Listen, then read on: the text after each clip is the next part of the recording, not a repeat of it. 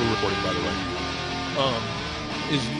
Does Nerdist do Todd Glass's? Yeah. So, did you do Todd Glass's show? No. But I really enjoyed Todd Glass's podcast. Because that's Katie is the that's his Katie producer of that. Yeah. I was always wondering, like, I don't envision Todd to be super technologically advanced, considering like he didn't have an email address until somewhat recently, or a computer rather. But like I listened to the podcast and it was really well produced, and it was really fun. It was really totally different than other podcasts too, don't you think? Well, yeah, Todd's different than other podcasters. He's unique. I've never listened to one all the way through because they're usually 3 or 4 hours long. But yeah, that's how But I've heard parts of it, and I was there for one. He did one at the LA Podcast Festival, and I was in the audience heckling him the whole time. And he's just, he's a massive talent, and the people that have the time to listen to those long shows. I was on a train one time and I listened to him and Rory Scovel do the bum bum bum bum bum bum bum. Did you ever see that? The bit where not Fred Sanford but Red Fox was introduced. Billy Crystal claims he was there at that show.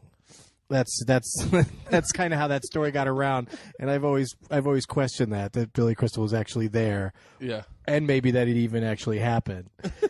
But it's so funny that Red Fox would come out and the crowd was too small, so he said, "Hey, look who just showed up! Fuck it!" And then Ari Shaffir. What's up, dude? Here, grab a seat over there. Grab the mic.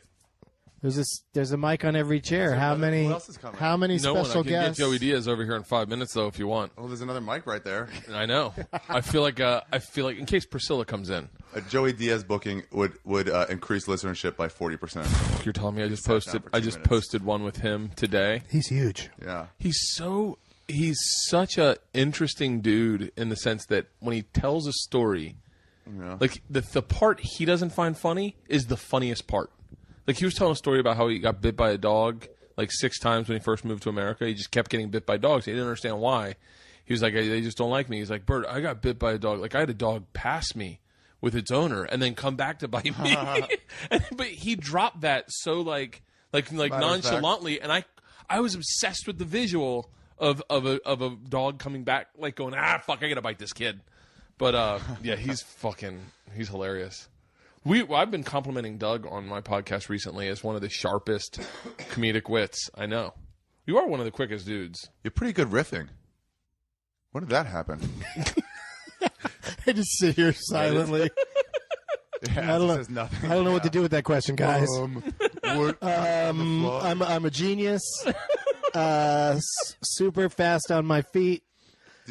Can we smoke in the man cave? Yeah, of course. Oh, Did you just start doing that for like years? What? Like, get better at it? Fucking around with crowds and like riffing? Oh, well, I don't know if better at it's the right word for it. Just like if it's your audience, you're more comfortable with fucking around. Like it's always funny to me, like when you're next in a comedy club on a night when there's like, 10 comics or whatever, the store, improv. And it's always funny to me when the guy before you is doing crowd work and doing it in a way like they're stalling. Yeah. Like they're not doing it in a way like that's what's entertaining about them. They're doing it more like, well, I'm tired of my act and I got to do more time. It's just like, well, just get off the stage. Like you can go in the bar and just talk to people about what they do for a living. Yeah. The story, you see some bad crowd work sometimes. And a lot of the crowd work is about drive a cab. A lot of crowd work is about just putting the person on the spot and trying to find something about them that you can embarrass them. And then everyone laughs because it's like they're not the person that's being pointed out, And I like a slightly more organic version of crowd work where it's either somebody yells something out and you respond to it. That's I don't have things to tell hecklers to shut up. I follow up with, why did you just yell that? Like what's going on in your world? Why are you doing that during the show? And do you know that that's inappropriate? And then let's find out if it was worth the trouble or not to talk to you. And then if the person keeps going, then eventually they get thrown out. But Barry Katz told me when I first started stand up, he was like, I notice you're going into the audience to ask questions you don't know the answers to. I was like, yeah. And he was like, never. ask a question. You should always know exactly what's going to happen. Yep. Because that's the beauty of stand-up comedy is it always goes perfectly and according to plan. You want to know the answer to something. Yeah, that's ridiculous. That's a ridiculous note. Yeah. I hate those kind of notes. How cold does it get there? I hate those things in general. When I was first starting out, a guy told me, a successful comic said, you cannot have facial hair and be a stand-up comic. What? I heard that he said facial hair is not funny. You mean like George I was like, Carlin? you're out of your goddamn mind. I was told, I almost wonder if this is the exact same comic, because I was told having facial hair is a big hindrance in comedy. You cannot be funny with facial hair. And then I rationalized it. Okay, so when I see Richard Pryor with a beard or George Carlin with a beard, were they working on material? So they were like almost putting a hindrance on their stand-up. So then they shave the beard off and it's just sandbags and it goes that much funnier. You thought it was a genius attempt. Like your material has to overcome your beard. Yeah, and if you can overcome the beard, it's like doing. Well, look at us, guys. We're making it happen. That's like the University of Kansas used to practice on a smaller rim. What? Yeah. They would put this addition to their rim that like shortened it, like made it like diameter width. I don't know what the fucking what do you call wider? I don't know, but as soon as you said the word rim, I was just running through a bunch of dirty jokes to say. Yeah, then when they took it off for scrimmages or games, they'd be like, "Wow, this thing's gigantic." When did they win a championship that year? I don't know. But then you get a lot of guys like, I don't want to take the shot. I'm going to miss. Yeah, oh, yeah. Everybody gets really worried. It's smart, but it's a smart way to do it. Like I know a lot of professional golfers use a ping pong ball. And then I actually considered that for a second. I was like, really? Oh, wait, no. Shut up. How is that possible? You have a lighter? Yes. I don't have a lighter. I brought my own weed, but I don't have a lighter. The smokers are for. Thanks, dude. Anything smaller? Do you have a smaller lighter? No, I don't know why lighters are bigger. This is perfect. Yeah. Well, I guess because it lasts longer if it's a bigger one. If you smoke a pack, yeah, because there's more fluid in it. If you smoke a pack a day. The circular kind that was like just the size of a cigarette that you could put in your cigarette pack, those were cool. Wait, I don't remember. Oh, I remember those. Long, yeah. circular. I used to smoke. Do you ever smoke cigarettes? Uh-huh. When I worked at the store, when I worked the back door. I used to love smoking cigarettes. It was the coolest thing in the world. It was cool. It was cool. Fucking really cool. The Sklar brothers told me that once. We were all playing basketball together on Saturdays. We used to. And how big was the rim? Same size, normal. But I was smoking, and I was like, all right, sorry, game's starting. So I was trying to like smoke more and then put it out. And they were like, what are you doing, Ari? It's bad for your health. I'm like, yeah, I know. Well, it is kind of comical when you see people that are still smoking, and you're like, hey, man, like, no, not that, Doug. Like, that makes sense. But yeah. No, I was looking at that squirrel running around on your backyard. That's Coco. You named the squirrel? We feed the squirrel. My wife is straight up redneck, and there was a squirrel in the backyard that seemed like friendly when we first moved in. So she got some almonds, and yeah, Coco had Coco gets the oranges out of the tree and eats them up in the girls' treehouse. Coco had a mate that Priscilla killed. Yeah, I was gonna wonder. I was like, why won't Priscilla kill? Coco's smart and stays away from fucking Priscilla, but the mate was ballsy as shit. Yeah, she probably learned a lesson when Priscilla killed her husband. Priscilla, yeah, Coco's now single. Yeah. So, but yeah, they live up in. But getting by just fine. Proof that single gals can make it. Yeah, exactly. I want to see one of those videos in this town. Two animals will like snuggle with each other, like a dog will snuggle with a squirrel or something. It's like two animals that shouldn't, but they're all nice to each other. I saw that in France. A dog and a cat laying in the same bed together, and they were like and the guy who just had it there, and everyone was taking pictures. And I don't think he was making any fucking money off of it. But me and my buddy Weicho lost it. Is that Joey? Yes, Get over here, Joey. Come over to Bert's right now. Come on over. Doug and Bert are all here. We just started a podcast. Who's over there? Me and Doug Benson and Bert Kreischer. Oh, shit. Nah, I'm busy. I'm running a bunch of shit. You doing all right? He's doing a bunch of shit. All right. I was checking in with you. But I'll give you a call in a little while. Okay. I gotta go to fucking Hollywood now for some meetings. So. Oh, I'm usually there. All right. Tell him I said hi and tell him I posted his podcast today. Oh, Bert posted. I'll call you later. Okay. All right, bye. I love that he called you on the phone to check in. He checks in. That's what he does. He's heading to Hollywood. Got to check in with Ari. Yeah, I'm his friend in Hollywood. He checks in, like he'll drive by our house to make sure it's not on fire. Really? Yeah, like on his long ride. So, yeah, like Leanne saw him drive by one night. She goes, I think Joey Diaz drove by and just kind of checked out our house. I was like, well, he's either casing it or he's making sure you're safe. Or deciding later. No. Yeah, he always just his conversations last like 2 minutes tops. Yeah. I guess that's why you don't mind him calling. No, not at all. Because nobody calls me. No, really? Yeah. Text only. Yeah, fucking send me an email. Oh. Yeah, you're not a I'm big really phone sad for call you. kind of guy. It's Not at interesting all. people that are big Twitter DM people or text people. I'm trying to make more phone calls. I'm trying to make myself make more phone calls. What makes you have more friends? Because you want to get more cancer in your head? No, don't worry about that. Wow, that's not why. Wait a minute. I fell away from it, and it's like, why don't I talk to people anymore? Oh, yeah, I could see that. But I talk to people, face to face a lot. And my phone is always off from ringing because I'm either in a movie, airplane, or on a podcast or on a stage. Like everywhere I go, it's inappropriate for your phone to go off. Yeah. So I just don't have it on, and nobody calls me. Wait, what concert did you see the other night that you put on?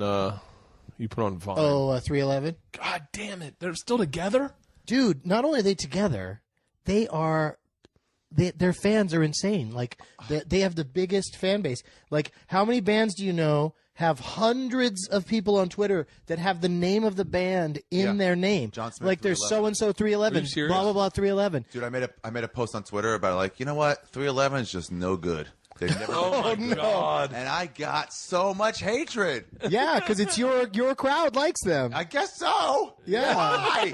It's stupid fucking beach rock from the East Coast. Oh wait, It's really Beautiful it's Disaster really is a great. It's really fucking song. catchy, and they're great musicians, and it's a jam band where the songs jam are actually band. short, and Okay, yeah. and they also don't they end the songs and they have melodies, and yeah, I'm a huge fan. But I always liked them because I saw them a lot when they first broke, because I lived in LA and went to a lot of like K-rock shows and stuff, and then. But a few years ago, I got invited to go on their cruise and do stand-up because Peanut, the bassist, is a fan of comedy and likes me, and so I did it, and it was the greatest 3 or 4 days of my life, and I'm What cruise line? I'm going again on. I'm leaving tomorrow to go to Miami, and on Friday, this time it's on Norwegian. It used to be Carnival. Oh wow, Norwegian's pretty pimp, right? I think so. Yeah. Well, Carnival's the one that just had the shit boat. Yeah. Carnival's a That was great actually- cruise that was line. like a normal Carnival's thing, a though, great. No, yeah, cruise line. yeah. Carnival is always shitboats. No, they just had one shitboat. How That's an many? accident. No, that's planned. Bert, That's how actually- many? You're a travel expert. Yes. How many? Oh, yeah. How many cruises do you think are out on the seas of the world right lot. now? 1,000? Probably, yeah. Yeah. Yeah. So Every country's they made got such one, a big deal out of that shitboat, and if I was with the cruise company, I would have gone right on TV and said 999 boats are out there right now, and they're not shitboats. Can someone do a story about our not shit boats? Someone talk about the buffet. Because people don't need more reasons to be discouraged from going on a cruise. Yeah. And that news story, the one where the cruise tipped over in Italy, That was- they would not shut up about that. And I went on a cruise right around the time that happened. Every time I go on a cruise, there's some horrible cruise thing happen right before. I was always afraid of getting murdered on a cruise Why? International water. Interesting. because there's no laws. no laws, and not only no laws, they can't. There's like no extradition. It's like a nightmare. try you It's a anymore. lot of No, people. it's like the law of the boat or something. There's a right? law of the sea. Like you'd be. Let's say you rape somebody. Who's going to put you in No, jail? but like. well, no, I think rape might. I don't know. You can't get away with murder You can't or get away- rape just because Hold you're on, on no, a boat. No, rape. The rape is the only reason. I will say rape's definitely illegal on a cruise is because the should victim be is still their there. this should be their selling point. The victim's still Come on our cruise where rapes are illegal. No, it's because the victim's still there. On a murder, they don't find out, and there's no proof. You just dump someone overboard. Don't call for it. Say nothing. There was a huge thing. So there's no police. But they department. also There's no investigator. anytime There's no anything anything body size goes overboard on a ship, they know about it. do you mean? There's people watching for that. no, Yeah, there is. At night, late at night. no. I All guarantee around? you. I guarantee you, I could throw They someone probably off have a some fucking cameras. boat. I could easily throw someone off a boat. Not the Lido. I wish there was some way we could prove this. What was that movie with the takeoff of that Hitchcock movie with Danny DeVito and throw mama Throw from the mama? train. the mom from the train? Someone just had a funny tweet about that last night. Bullshit. I swear to God. Really? Yeah. Yeah, but he was going to push her off, and Do you know who it ended up is? Stalling. About throw Mama from the train? Yeah. It's about time somebody tweeted about it. What is it? I forget. I read the funniest tweet. Like, I remember it. I forget who it was. I want to say it was Pete Holmes or like one of those guys. You know that like. I can see that. Yeah. So far. I believe you. I just did We Made It Weird. You Made It Weird movies with Pete, and that's where you just sit with Pete and watch a movie, and then the person at home, when they buy it, they can sync it up and watch the movie and listen to us talk. Like Dark Side. But it just becomes whatever Pete wants to talk about the whole time. It's off of what's happening on the screen, but it's not all about the movie. Like, I did something like this once. It's very it goes on a lot of tangents. I'd want to do that with him, but watch Miracle, where I cry like 4 or 5 times. Oh. I cry, or fucking Time Traveler's Wife. I cried. Time Traveler's. Why is that one so sad to you? Because it's representative of my existence with my family. Because you're traveling all the time, and I wake up naked, and you come back naked. Yeah. Is that when he goes to the mailbox? And you visit your wife. No, you visit your wife when she was 8. Yeah. No, yeah. That's when she first fell in love with you. Yeah. When you showed up naked in a field when she was 8. It's pretty fucking weird. I never Scarring her. about that. Yeah, that is no.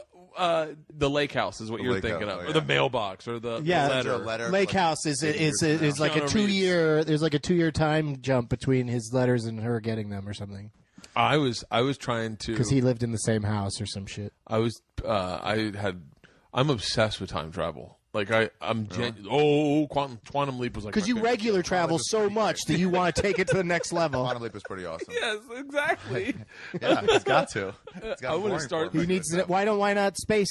Why not a new network, the Time Travel Channel? But why don't you go into space before you go through time? Because space is the final frontier. Then he's got nothing left to live for. Yeah, but space is doable at this point, whereas time is not. It's continental U.S., then intercontinental, then time travel, then space. I think that's the... Do you think there'd be some sort of time travel in our lifetimes?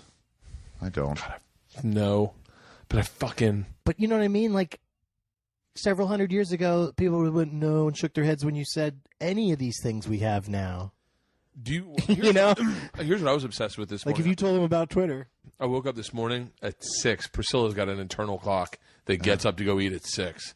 And she gets up, and everyone's fucking up. She jumps on the bed, and you're like, okay, I got attacked. Such a big dog. Yeah, so I come out, and I'm just like, I walk into the kitchen, and I'm almost like dizzy. I'm like, ugh, I need a cup of coffee.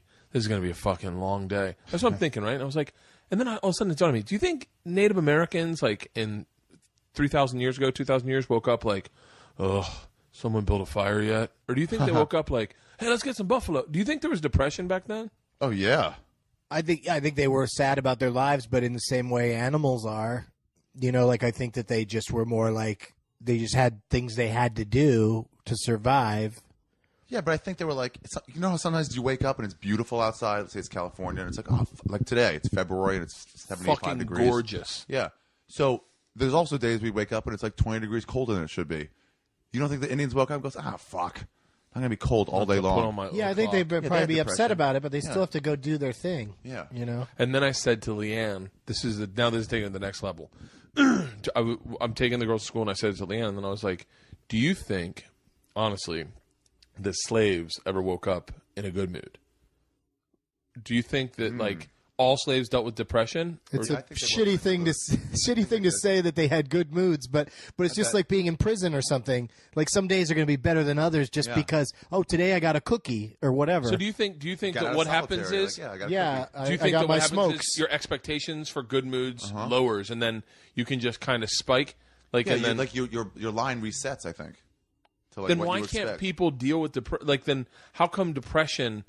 Like I've never been depressed. I mean, I've had depression, like base level depression, but never like hardcore, like genuinely diagnosed depression. Yeah. How come they can't just reset their levels like dudes in prison? It's because depression is not really like, oh, I feel depressed, I feel sad about something. It's like a sprain in your brain.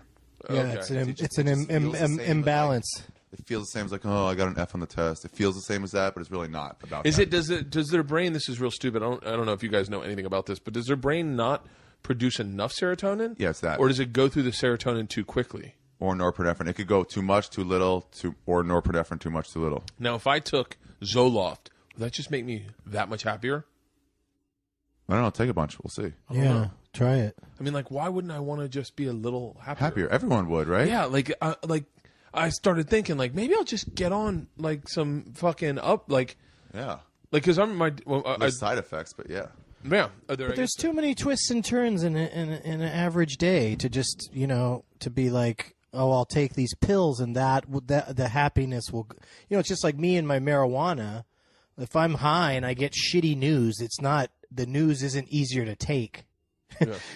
Yeah. Just because I'm high, I might maybe get over it a little easier, but it's certainly when you first hear it, it's just like, it's still bad news. Yeah. Wait, when did you start getting high? I was a late bloomer. I didn't really start till I was like 28. So, but you've always been someone that's kind of fascinating to me. It started with like Louis C.K.'s first like 30-minute thing he did for HBO or something, or something like that, and you were one of the people he thanked. Really? Is that accurate? I don't know if it was one of the first ones, but it was one of his specials. I saw him perform somewhere when he was ramping up for it, and I said to him afterwards, I gave him a suggestion for a callback. I don't even. All I know is it was something about a bag of dicks, and then he started using it, and then he thanked me in the credits of the special. Along with other people that I assume helped him in some way. Yeah. I thought that was extremely generous. But it was one of those things that I wasn't friends with you at the time. You were one of those people that I always thought you were in like a clique that never really existed. Like I thought you were. With, no, I'm just friends with comedians. I know, but like at the time, like I thought there was this Doug Benson clique, and you were just friends with other people that I wasn't friends with. That's ultimately what it was. And so, like, I'd see you at the Improv. I remember one time seeing you and Graham Elwood at the Improv, and I waved hi, and you both waved hi, and I was like, I should go over and talk or say hi. And then I was like, I think Doug's the kind of person that feels he already just said hi, so I think we're good. That's why part of why I'm a comedian is just hanging out with other comedians is a blast. Yeah, I love it, and there's hardly any that I have a beef with, and some of the ones that I think there should be a permanent beef. I think that they've gotten over it from their side, and I just maybe I cling to things more, or maybe it was less of a thing to them than it was to me. Yeah, but that's the thing is I've always. Yeah, comics are fun. I kind of, I run in a quote-unquote, I tended to run in an alternative circle, but you're sort not an of. Alternative comedy. Because, not really, no. But I started here in L.A., met a lot of San Francisco comics, and when they all came down, and also from other places, like David Cross came from the East Coast, and Proops and Greg Barrett and just all my friends in San Francisco, they all moved down here. Greg Barrett got lumped in with the alt comics, and I was always like, he ain't an alt comic. Not He's really, friends no. with all of them, so we just had like this group of friends. It was like kind of San Francisco, LA thing that was going on, and then Largo in LA, there was a very popular show every Monday night. I went to a Largo that we show. All did. I went to a Largo show that Colin Hay played at for Men at Work. Yeah, and oh wow! And they had a lineup before it was comics before them, and it was fucking amazing. Yeah, it was really amazing comedy. Like, and the Sklar brothers, and the Sklar brothers are not alternative by any stretch of the means. I wouldn't venture to say. I think they would say that. Really? I think so. Oh, I always saw them as just. It's a scene that I've never been, never turned my back on or been proud of. It's just more like, oh, that's just what they named all of us that might walk out there with notes or something or define exactly. Yeah, it's really weird. It was really weird. It was more just like we all. It's almost like the lady that was booking the Largo show at the time. It was sort of reflected her taste. Oh yeah, it was just what she would be into. Yeah, Lisa Linegang, who's now a TV executive in New York, but she would book the shows every Monday night, but it would also be all of her friends, so we'd all be friends with each other. It was also kind of a Mr. Show thing that kind of happened that people might have felt excluded from, with Paul F. Tompkins and Scott Aukerman and Marilyn Rice Cub and Mr. Show. What? Scott Aukerman was on Mr. Show. Right? He wrote on it for several years, and Does then was he own UCB? No, that's the Upright Citizens Brigade. The four people that the troupe, Amy, Matt Besser, Ian Roberts, and Matt Walsh. Did you hear about Kurt Metzger starting up that stuff with them?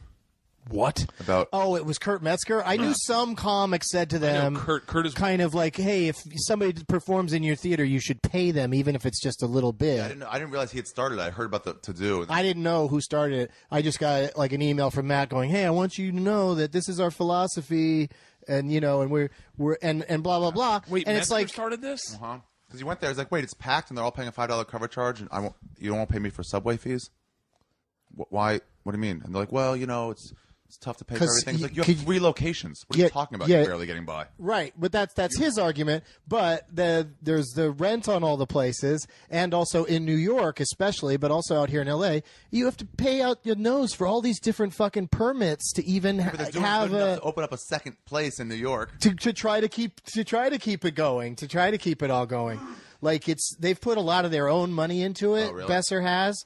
And it's more of a place for, and that's what I've used it for. That's what the classes are. Is a place for me to. Wait, they have classes? Classes. Yeah, they have classes and stuff too. To teach how to do stand-up? But that doesn't pay for everything. Improv and stuff.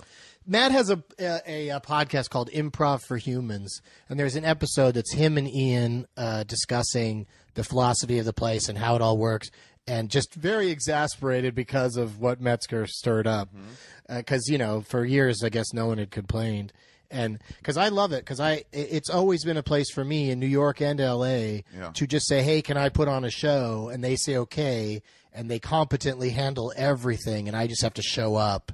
And they also get great. Cool. They also get great crowds of kids. But a lot of their shows are free to get into. Doug Loves Movies has been free the entire time I've been doing it there. Doug Loves Movies, and they have a staff. They have a staff that's working. What? That was sold out. Yeah, when you do the one out here only seats 115 people.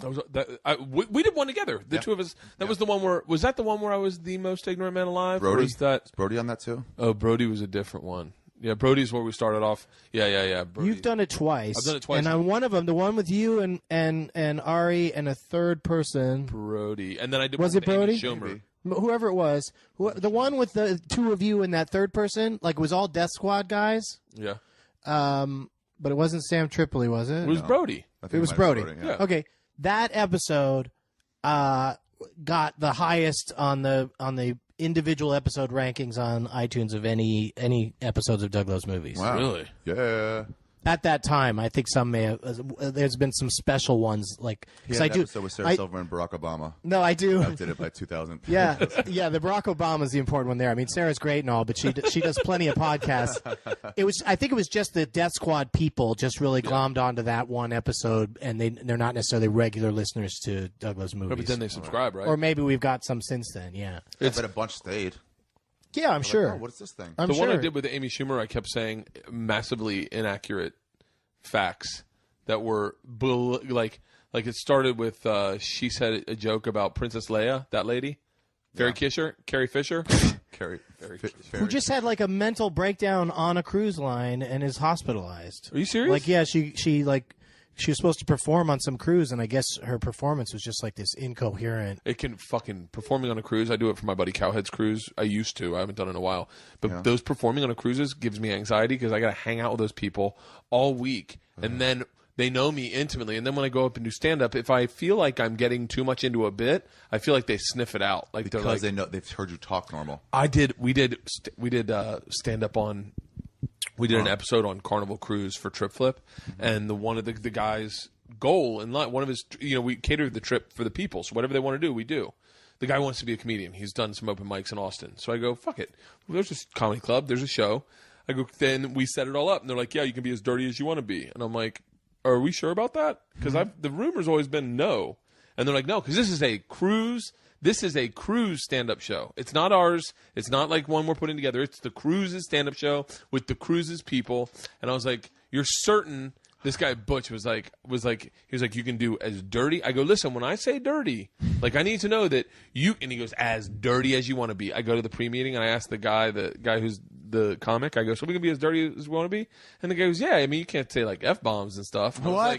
I go, that's fucking dirty. Like, just for the record. Not even. And I go, can I talk? And now we're in a meeting. Yeah, fuck doesn't even mean fucking sometimes. Yeah. And so I go, can I talk about eating pussy? And now this is a meeting with like all the reps, all the execs, and they're like, well, yeah, but you just can't use those words. I go, guys, that's what I meant when I said fucking dirty. I said dirty is dirty in my opinion. This isn't the jerking off episode of Seinfeld where they never say the words and they spent weeks trying to come up with euphemisms that would make sense. Yeah. That's right. It's my goddamn act where I want to talk about eating pussy. Yeah, and so I don't have to say master of my own domain and shit like that because I'm in a goddamn comedy club. I'm kissing her heart from the outside. So I go, fuck it. We're too close to doing it. We've already scheduled it. Everyone knows what we're going to be doing. And I go, guys, you told me dirty. I'm going to go and do my act. And I went up. And now, mind you, I'm hosting. Okay, like I'm also hosting. So you got to you can't just talk about so you got to ease into it. I go do a couple jokes. I do something about my kids, something light. Then I do this joke that I've been telling that's been doing really well about my wife farting during oral sex, and it's a killing. It's the bits that rock the boat. It fucking destroys. And I'm thinking in the back. Then I bring up my guy, and all the black people haze him. There's a lot of black people because he's a black comic. All the black people start booing him. They're like, boo. It's a lot of black people in the room. Boo. Booing the black guy? No, booing my contestant, my triplet dude. My triplet guy. Who is white? Who's white. But he's also very young. But why didn't they boo you? Because I killed. Because he's a good comic. Immediately you killed enough to I killed so quickly. I killed so quickly. Professional comedian. This guy just started. I'm a real comedian. But booing somebody that seems like they're having a... Well, I went up. They're a little scared. I ripped it for 15 minutes. And then I go, all right, guys, so this is what I do on the show. This is my person. I'm going to bring him up on stage, give him a round of applause. And he goes up, and he's definitely new, and he's trying to figure out. He opens with a new joke, doesn't work, and the black people are like, you can hear him groaning, and then it cuts to a longer, really smart joke, but not funny. It's smart, but it's better. It would probably kill in UCB because everyone would get it, but no one's getting the reference. It just is lost on the room, and then you hear the woo. So then, what is that? It's the fucking siren. Get the fuck off! Sandman's coming to pull you off with a hook. They have a siren? No. It's just black people going. Woo! They're making a siren with their mouths. Fucking yes! Wow. And so I have to go back on stage, and I'm with the comic whose room this is, and he's like, "Can you do a little time?" And the guy got a few laughs. He got a couple laughs. He did well enough to get for that room. He did really well, in my opinion, but. Black people weren't having it, and they were sitting all up front, and the white people were in the back. So I get up on stage, and I see the guy who's been heckling him, and he's wearing an all-white outfit, head to toe white, black dude, real black dude. And I go, man. Real black. I go, he's dark. He's dark. Iberia. And I go, man. That's real cool. Way to boo him. And the guy goes, hey, man, you got to call it like it is. I go, that coming from the human Sharpie. And the fucking black people lose their fucking mind. I go, stand up. So he stands up.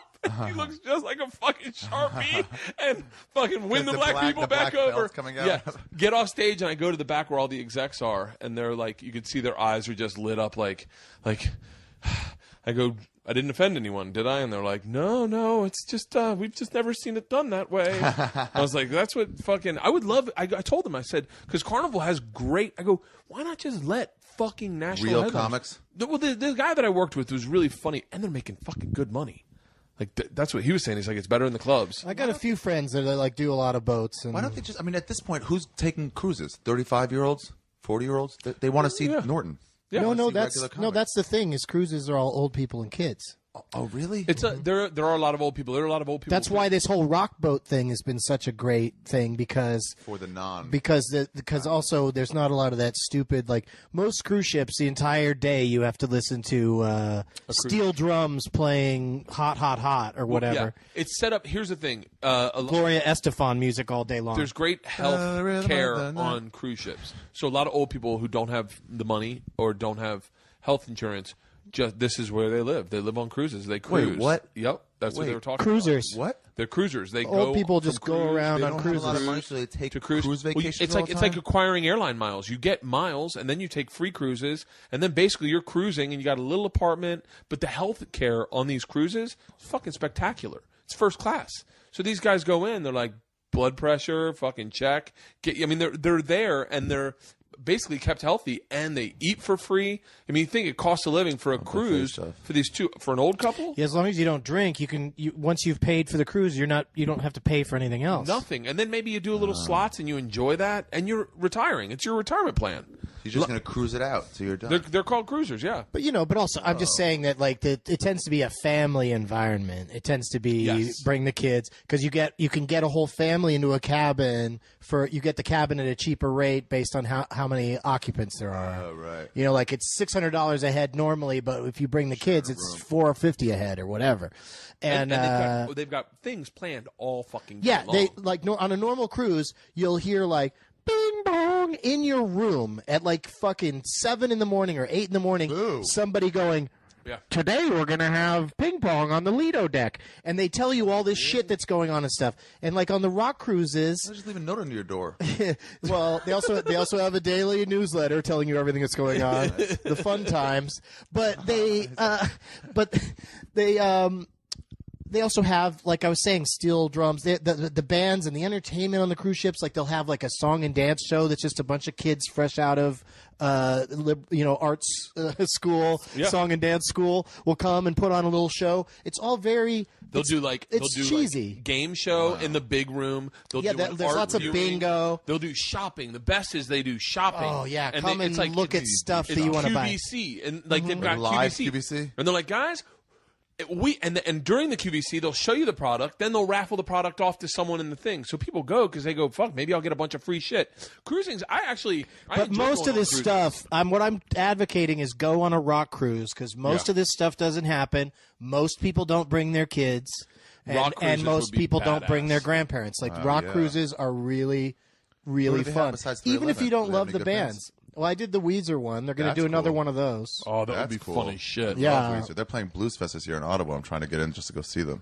Oh, yeah. Well, the Weezer cruise, I think, is in January of 2014. Really? And, yeah, I'd like to go on that one again. Oh, yeah. And then I don't know when the next 311 one's going to be. But, like, a lot of big bands have them. Kiss, Kid Rock. They have, like, annual Why don't we do a comedy? cruises. Why don't we do a comedy... They're doing one comedy festival cruise. They're doing one in September. Who? With I forget which cruise line it is, but it's called the Atlantic Comedy Festival, and they got Bamford and about 10 other comics. But I heard that I heard that the comics are doing it mostly for a free cruise. Like they're not paying a lot. So shitty comics, which is a great reason to go on one of these things. A free cruise is a free cruise, but find one where you're going to really, really get paid. But mounting your own, like maybe all the Death Squad comics could get away with it. They should do a Death Squad cruise. If we could get Joey in. Could you do anything? I could see Joey going, great idea, or what? Grow the fuck up. Well, I already know Joe Rogan. When he saw that boat flip over in Italy, he's like, "Why the fuck were people even on that boat?" Like he doesn't understand it at all. Why would people be on that goddamn boat? We're not supposed to swim. That's why we don't have fins. But if we could talk Joey into it, get a couple other. How would it be walking around all day long and stuff? If you have to be friends with all of them. That's fine. Like when we did, you have to hang out with them. When we did the Cowhead cruise, it's like a lot of people are kind of wrapped up in their own cruise as well. Like they're on vacation also. Yeah, but it would be exhausting for Joey Diaz. The 311 cruise that I did and the Weezer cruise and it would be awesome. The drunk people that would be like, y'all be sitting talking. They'd be like, come up to your table. Can we sit with you? Like what? Oh, no, you can't sit with you. Tables are assigned. Oh, really? Well, yeah, that's different from ship to ship. The bottom line is you're with the fucking people. You can hide in your cabin. Yeah. You could have the cruise line put you in a part of the boat where they don't have access to. Like 311 has a private area to eat and drink and stuff where the fans can't get to. But if they want to go anywhere else on the boat, the people will just mob them. You could totally. But I'm just the comic on the 311 cruise, so I can go places, and what people will do is offer me weed and alcohol. I thought you can't bring those on the cruises. Not alcohol. A lot of people bring. Dude, where in the world do you think pot smokers don't smoke pot? Big J said he went on I think it was Rock Cruise or Rocktober, maybe it's and he got in trouble. No, but they had specific guidelines like do not bring weed on. Well, yeah, that's how the world works. You're not supposed to have airlines and with You're not supposed to have weed in public, even in places where it's legal. Oh, yeah. Even in Amsterdam, you're supposed to stay in the fucking places where it's been designated as a place to smoke. Because that's what everyone does. Wait, in Amsterdam, you go in the coffee shop and smoke. It's the one place where you go inside to smoke. You don't have to step outside. Have you ever been to Amsterdam? No. Oh, fuck, it's so great. Really? Oh, my God, it's so great. I love Amsterdam.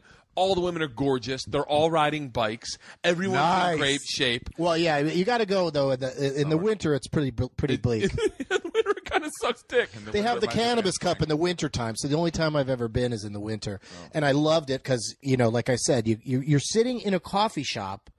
That's what they call them if it means you can smoke there. But they serve food and stuff. So you're really sitting. good milkshake. I've been in a coffee shop at 9 a.m. eating pancakes while smoking a joint in the restaurant. An ashtray right there. Yeah, and a cocktail or a beer or something. It's really fun. And I don't know what I'm not the don't have a license for here, so I don't know what these shops are like here. But over there, I mean, I did a segment for the Showtime, the live from Amsterdam, and we went in to go tape in one of these things. They had a selection of marijuana that would blow your mind. Maybe not yours, but I was so shocked. And I remember telling him how many different strains? What were we talking about? Literally, he had a catalog, and then they had their whole desk, the whole counter was different. Little buds, little nuggets of what everything was, and it was like. He's like, this one is the one Lil Wayne smokes when he comes in town. This one's the one. I was like, I'm looking for the one that Will Smith smokes. But yeah, it was fucking. Because you're funny. Yeah. I love how they make that. This is what Lil Wayne smokes. Meanwhile, Lil Wayne just went in and be like, I don't know, give me one of those. Yeah, I'll drink some scissor. I want to get high. I would love to go. We should do a cruise to Amsterdam on the Princess Elizabeth. Or all right, let's make some calls. Is there a way it could be not a Death Squad cruise, but just Death Squad be the entertainment on the comedy entertainment of a whatever? Once it's all of us, then the Death Squad people are going to want to come. Yeah. Are you scared by their intensity? Yeah, I'm a little scared by their intensity. I'm an introvert, so I like watching people instead of. I'm not like Bert. Oh, I'm an extrovert. No, I would love the Death Squad cruise because I would not pay for one fucking drink. I would have a blast. I would genuinely enjoy it. And at one point, you'd be like, I think Bert might be part of them. I would, yeah. Crossed over. Oh yeah, I definitely have that problem. When they come to my shows, and then I have a problem with intimacy. So anyone, I remember the first time I ever got a fan letter. It was this girl who was a beauty queen, and I think she had been in a car accident or something. And it was right after Last Comic Standing. She wrote me this thing about how I was so funny. I'm such a great guy. And then I replied back. I don't know what I said back to her, but I know her next message was please don't contact me again. Really? Why? Yeah, because I was I don't know where to stop typing. I sent an email to my agency. I had a meeting with them, and I really liked the way they talked to me yesterday. And I typed out an email. And my wife's like, "Let me see that." And then she deleted half of it. And she's like, "Send that. You can sound creepy for the rest of it." Yeah, and I get text anxiety. That's always the interesting thing. You can the people that produce by Doug Loves Movies podcast, the website.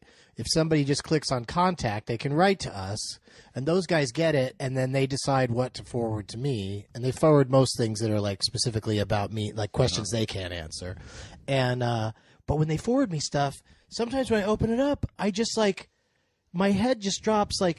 Did someone really just send me 2,000 words? Yeah. Why not just a sentence or two? Just test the waters instead of telling me your life story. Before I start, I'd just say I'm not the type of person who does this, and and I've always thought it's scan, I'm out. That's me. Yeah, I was writing a text back to you today, and I had already gotten into character on the text. I don't know if you noticed that. Got into character. I got into character. Yeah. I don't read the text. But what does that mean? In Pulp Fiction, it means you're about to murder someone. As a joke, like sometimes Ari will text me "Hey, you want to come over and I'll suck your cock" or something like that, like a joke. And so then I'll reply back and say, I ain't gonna try to kiss you. I ain't gonna try to kiss you. It's a joke until you say yes. I ain't trying to kiss ye. But I had gotten so into character in this thing that I started writing so much more. I was like, fuck, erase, half, just say yes. Okay, come over, please. If you can't still see their texts when you continue writing, then you've written too much. You should still be able to see the text. Oh, it's long texts are really ridiculous. I so badly wanted to. I don't know. You could.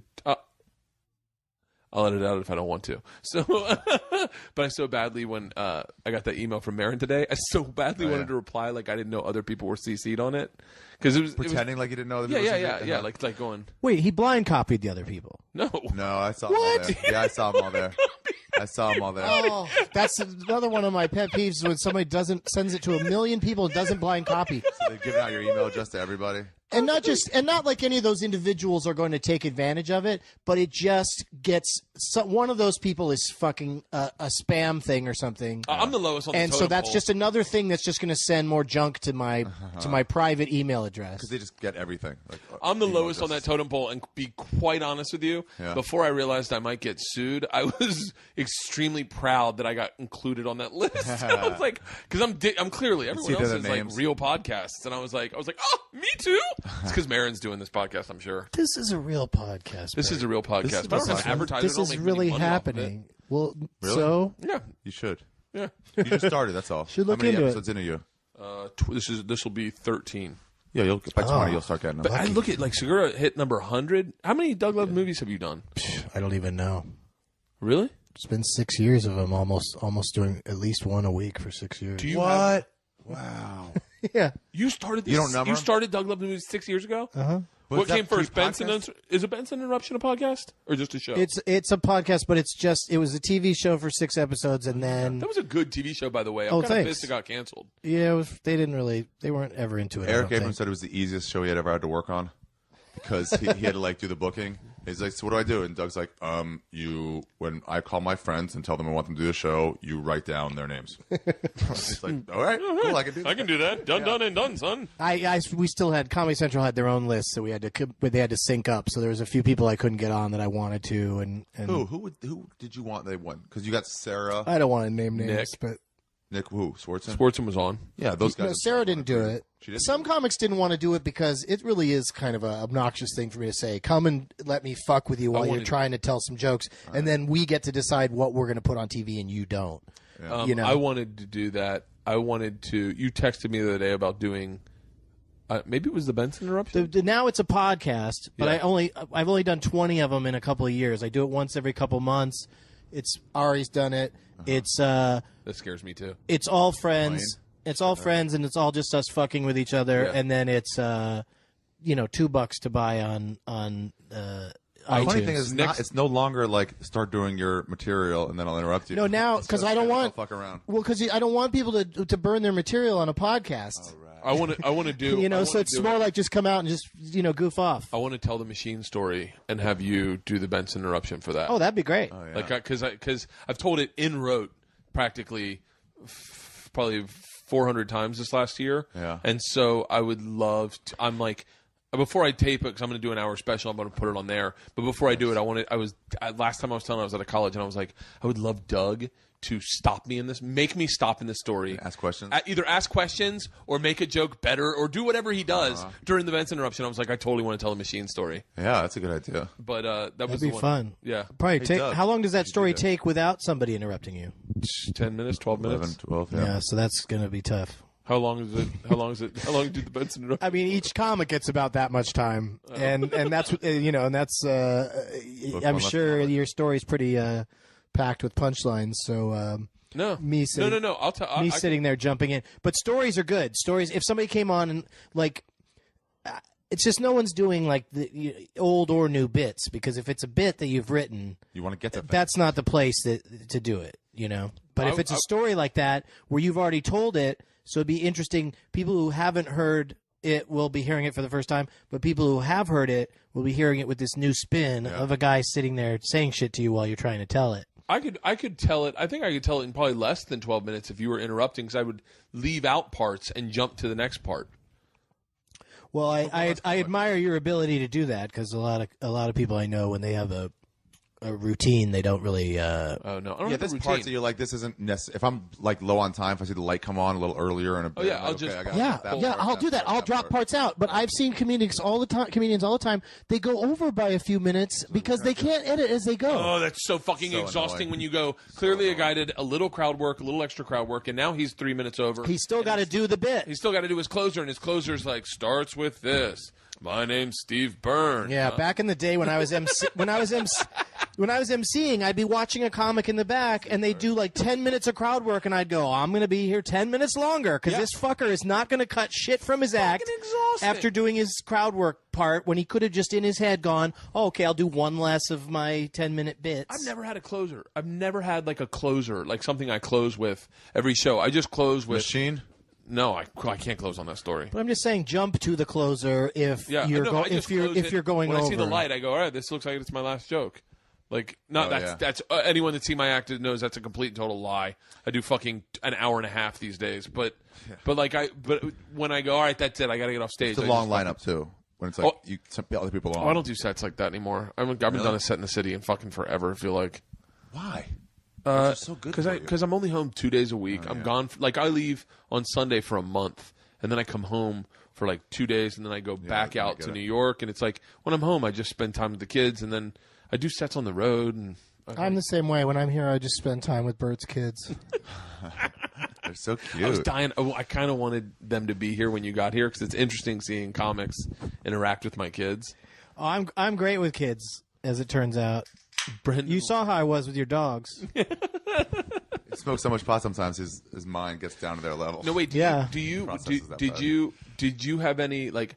Sometimes like I won't realize I do it, but I'll tell a story about a guy in my head before I like the perfect example. Bobcat Goldthwait. I was dying. Like I was going to work with him one weekend, and then I started doing this story in my head of him, of like I didn't know about him, but I start imagining what it's going to be like to hang out with him. Oh, that's going to be weird. I wonder if we're going to get along. And then I'd imagine that he had like an old like 57 Chevy. I was like, ooh, what kind of car does he drive? Like, and in my head, then I saw at the time he had a Mercedes, and I went, God, your mind, man. I was like, he doesn't nonstop. You don't never imagine what car somebody's going to show up in. Are you serious? Never. So you have like a whole plots of like what's going to go down this week? I just imagine I was imagining like I've wondered this a number of times. I was like, I wonder where Doug lives. Like, I wonder if he has a house, if he lives in an apartment. He's a single guy. He makes a lot of money. Is he like? I wonder that. Like, and then I go, well, I wonder what kind of car he's driving. Like, I want like you just like all the. Well, if you want to see where I live, all you got to do is look in your daughter's treehouse, because that's where I've been holed up for a while now, just chasing that fucking squirrel away. You and the homeless guy in the backyard that sings Night Moves. I don't know why Coco. I'm glad he didn't see me in there because he would have thought I was an intruder. No, he ate the shit out of that orange and left the peel. Yeah, I saw him peel it, but he ate the whole thing out and left the prime. They cleaned the inside of the oranges out. Wugga. Yeah, isn't that fucking crazy? The outside's not meant to be eaten by anybody. Yeah. My wife fights him for the figs on the fig tree. Ari's going to go play with the squirrel. But yeah, I kind of get what you're saying, but I'm more like, oh, I'm working with somebody. I wonder, how if we're going to get along or not. Yeah. Maybe think about, like in the case of Bobcat, probably the first time I met him, I might have had a question about something that he had done or something, like some sort of little conversation starter or whatever.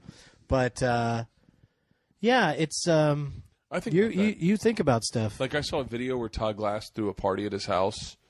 I guess it was a documentary. It was a video he made about a party he had, and I was like, "Damn it, that isn't what I thought his house would be like at all." Like it was like my sister and I when we were kids, we'd go to drop off like our friends, and we'd always be in the back like, Mom, can we get inside their house? Because we wanted to see what their inside of their house looked like. It was like fascinating. It's like almost looking in, like getting to see a part of a person. Dude, one time, so we had this next door neighbor, the Gorlins, and we each had each other's keys. There were these religious Jews next to us, and they went on vacation one week. And I was like, I'm going to go voyeur a little bit. So I took the keys, and I just rummaged through their house. I just walked around and looked at stuff. That's why I don't let maids in my room. Weird. Because I would fucking go through people's shit. Yeah. I would definitely go through people's shit. I'd be like, I wonder what they got. I'm so glad you're not a maid. Not to steal anything. Not to steal. Just out of curiosity. Like if there's like a packed bag in the corner, you'd look through it. I'd be like, well, what do you pack? Do you put it all orderly, or do you? Yeah. Do you just throw shit in? Especially if it was a like not that I'm definitely not a celebrity, but like if they but I'm a travel guy, so if they're a maid, maybe they're like, I don't know, fucking trying to stretch the two together. But like if they recognized me, I'd be like, oh, when I clean his room, I just want to see like, does he wear underwear? Like, what? How dirty is he? Like, I'd be fucking fascinated. Yeah. I don't know. Like Todd Glass did not. I've talked about Todd Glass twice. By the way, I'm not talking shit about Todd Glass. I think Todd Glass is very funny. But I'm saying that his house for a piece of shit. But his house isn't what I thought it would be. Because one time I saw him. He's got a nice house, I think, right? Yeah. It's well appointed. And he's got a backyard. It was a clue that he was gay. We should have all known years ago. Nice things. Yeah. I saw him one time driving a Range Rover. We were going into audition, and he was passing me, and he waved, and I was like, "Woo! Todd Glass has a Range Rover. Just got to reset my whole landscape." I did not know that was what Todd Glass was like. His house just got nicer. Yeah. I saw Jeff Ross once when I started. I saw him driving a Porsche. I saw a white Porsche. Yeah. And I was like, whoa. I saw him driving a white Porsche with 2 porn stars in there with him. Really? I don't know if they're porn stars, but they were girls. But they could have been if they applied themselves. In my backstory, I was like, Jeff Ross got 2 porn stars. He's going to fuck. He used to show up with the hottest girls. Yeah. You're right, 2. 1 on each arm. He was just like, the life you've imagined for me is probably so much better than what I'm actually living. You know what? My life for you is pretty fucking interesting. I think you play. I think you're like Attell, and you have a dickload of fucking money, and I think that up until recently, you've been living in just the same old apartment, and I think finally someone stepped in and was like, Doug, we need to invest that money. You need to buy a house, and you just bought a sick house, kind of like that old Spanish style up in the hills, and now that's what I envision.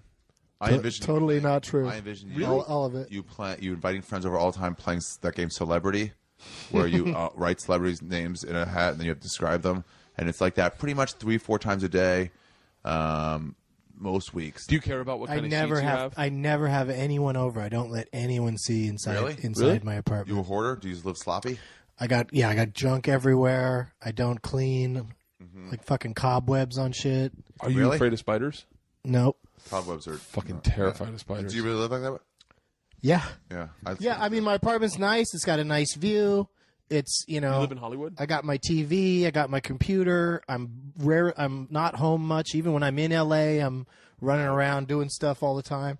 So I just don't. Do you have like a? I'm not into possessions. You're not into possessions? No, I'm into hoarding crap, but I'm not into like if I came home. I going to say this on my podcast that I'm the next one I tape before I leave for the cruise. I'm going to give the exact dates I'm going on the cruise. And I'm going to say, if anyone wants to burglarize my place and get rid of some of that shit that's in there, I would be so thrilled, because my computer's my most important thing, and I take that with me when I travel. So I don't even worry about someone breaking in my house. I can buy a new TV, but I'm not like that thing. There's that thing on the internet that says how much everybody's worth. Yeah. Ooh, what are you worth? They claim I'm worth $1 million, but that's like $1 million? But that's like my estate. That's like if I died, I'd be worth $1 million. Wait, isn't that like in assumed earnings in the future too? Like if we bought Doug Benson, we could make this much money. No. No, it's just supposed to be what you're worth. It's what you're worth. It's what you're worth. Bill Burr is $6 million. Wagga. What? According to them, that's probably wrong. What are you worth? My name's on there, but it doesn't have a net worth. It just has my bio, which is actually very accurate. I'm probably at 0.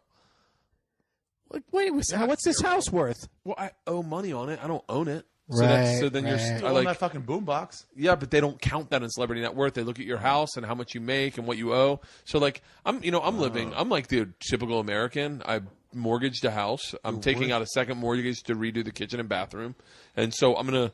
But I mean, this house is accrued value since we bought it, because we bought it at the bottom of the market, and now it's raising. Yeah. But we're going to leverage that so we can redo it. But they're saying I'm worth $1 million when I have never made more than $400,000 in 1 year. So how could I be worth $1 million? That's a lot of money. That is a lot of money, and but never more. Well, you don't spend anything on anything. You just have do you just save all your money? No, he supports. Yeah, he supports his mother. This came up on his podcast. Yeah. My mother's, my dad passed away, so my mom's just alone or whatever, and she's got a gambling addiction. No, but she lives down in San Diego, and so I, and because of this stupid country we live in, she's getting very little support in terms of housing or medical. Yeah. So How old is she? Huh? How old is she? 70-something. Really? Yeah, so I have to pay for. Are you an only child? Pretty much everything. No, I've got an older brother, but he's got a wife and 2 kids and, a house and all that shit. I just, I live, very, I don't spend a lot of money and I don't buy a lot of things, but I do what I want to do. Yeah, I'm your way. I'm the same as you. I don't make as much as you, but it's like, what am I going to get? Why? I was in the car with someone. We were driving by your house. I forget who it was. Yeah. We're driving by your place. I gotta forget who it was, but it was one of my friends who listens to the podcast. It's a friend, like a parent friend. And I was like, hey, you know Ari? And they're like, yeah. And I go, that's where he lives, right there. And the second I said that, an ambulance pulled out of your place. And they're like, ooh, I wonder if that's Ari.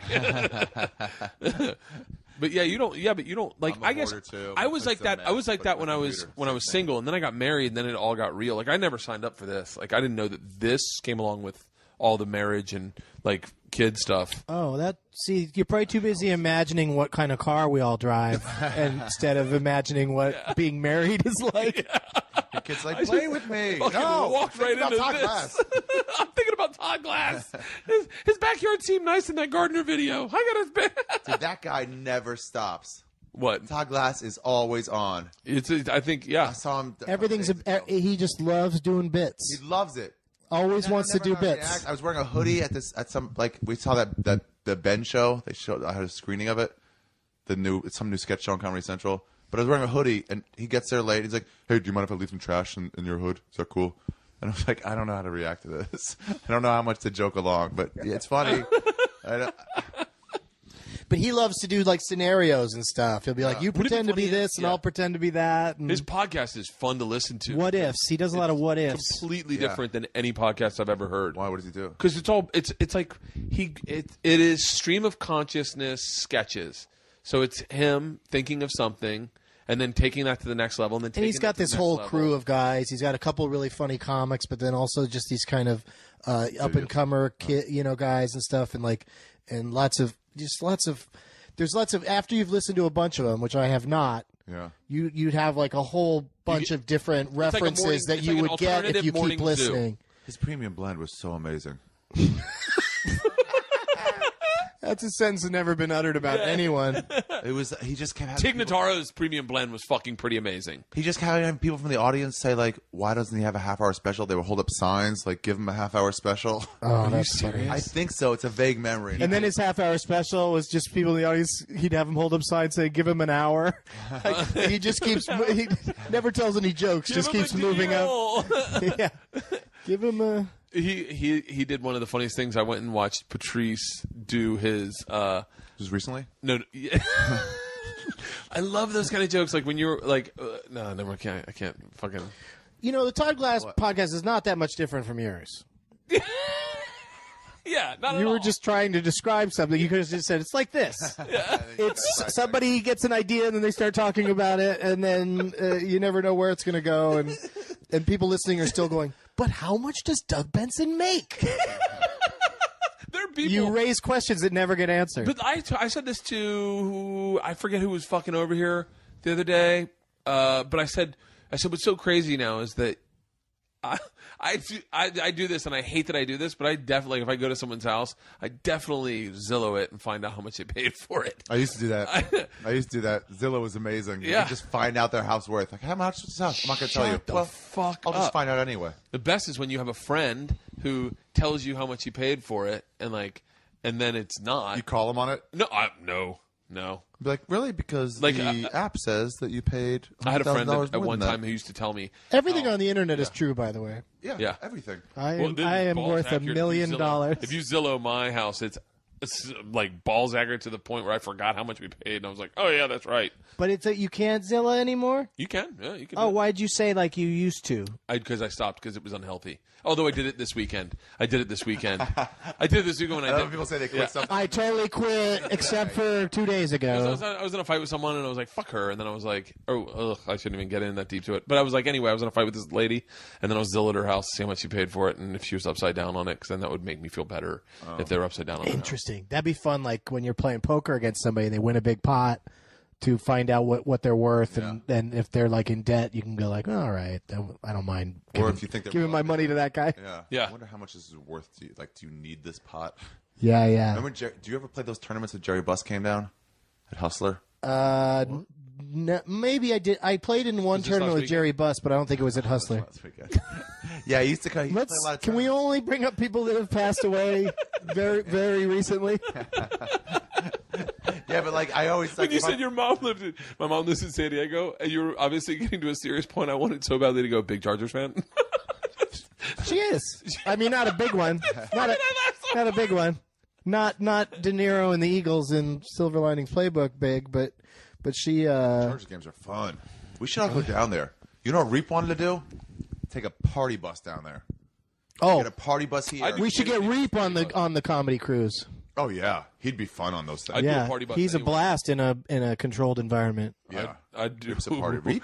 Do you know Reap at all? No, Reap he's a at all. lot like you. I mean, I do know Reap. Reap and I both got our drink on every day on Last Comic Standing. We'd when we were on the bus and stuff, we would smuggle. We'd buy a drink from the bar and then pour it into coffee cups. And take them on the bus and just sit there drinking all the way to wherever they were taking us. Dude, we did a couple for a trip flip one time who by the end of the day they were always fucked up and we couldn't figure out how. Like we're like we're not losing contact with them. They do this thing called water bottling where they just pour like vodka into water bottles with like Sprite and then they drink that all day.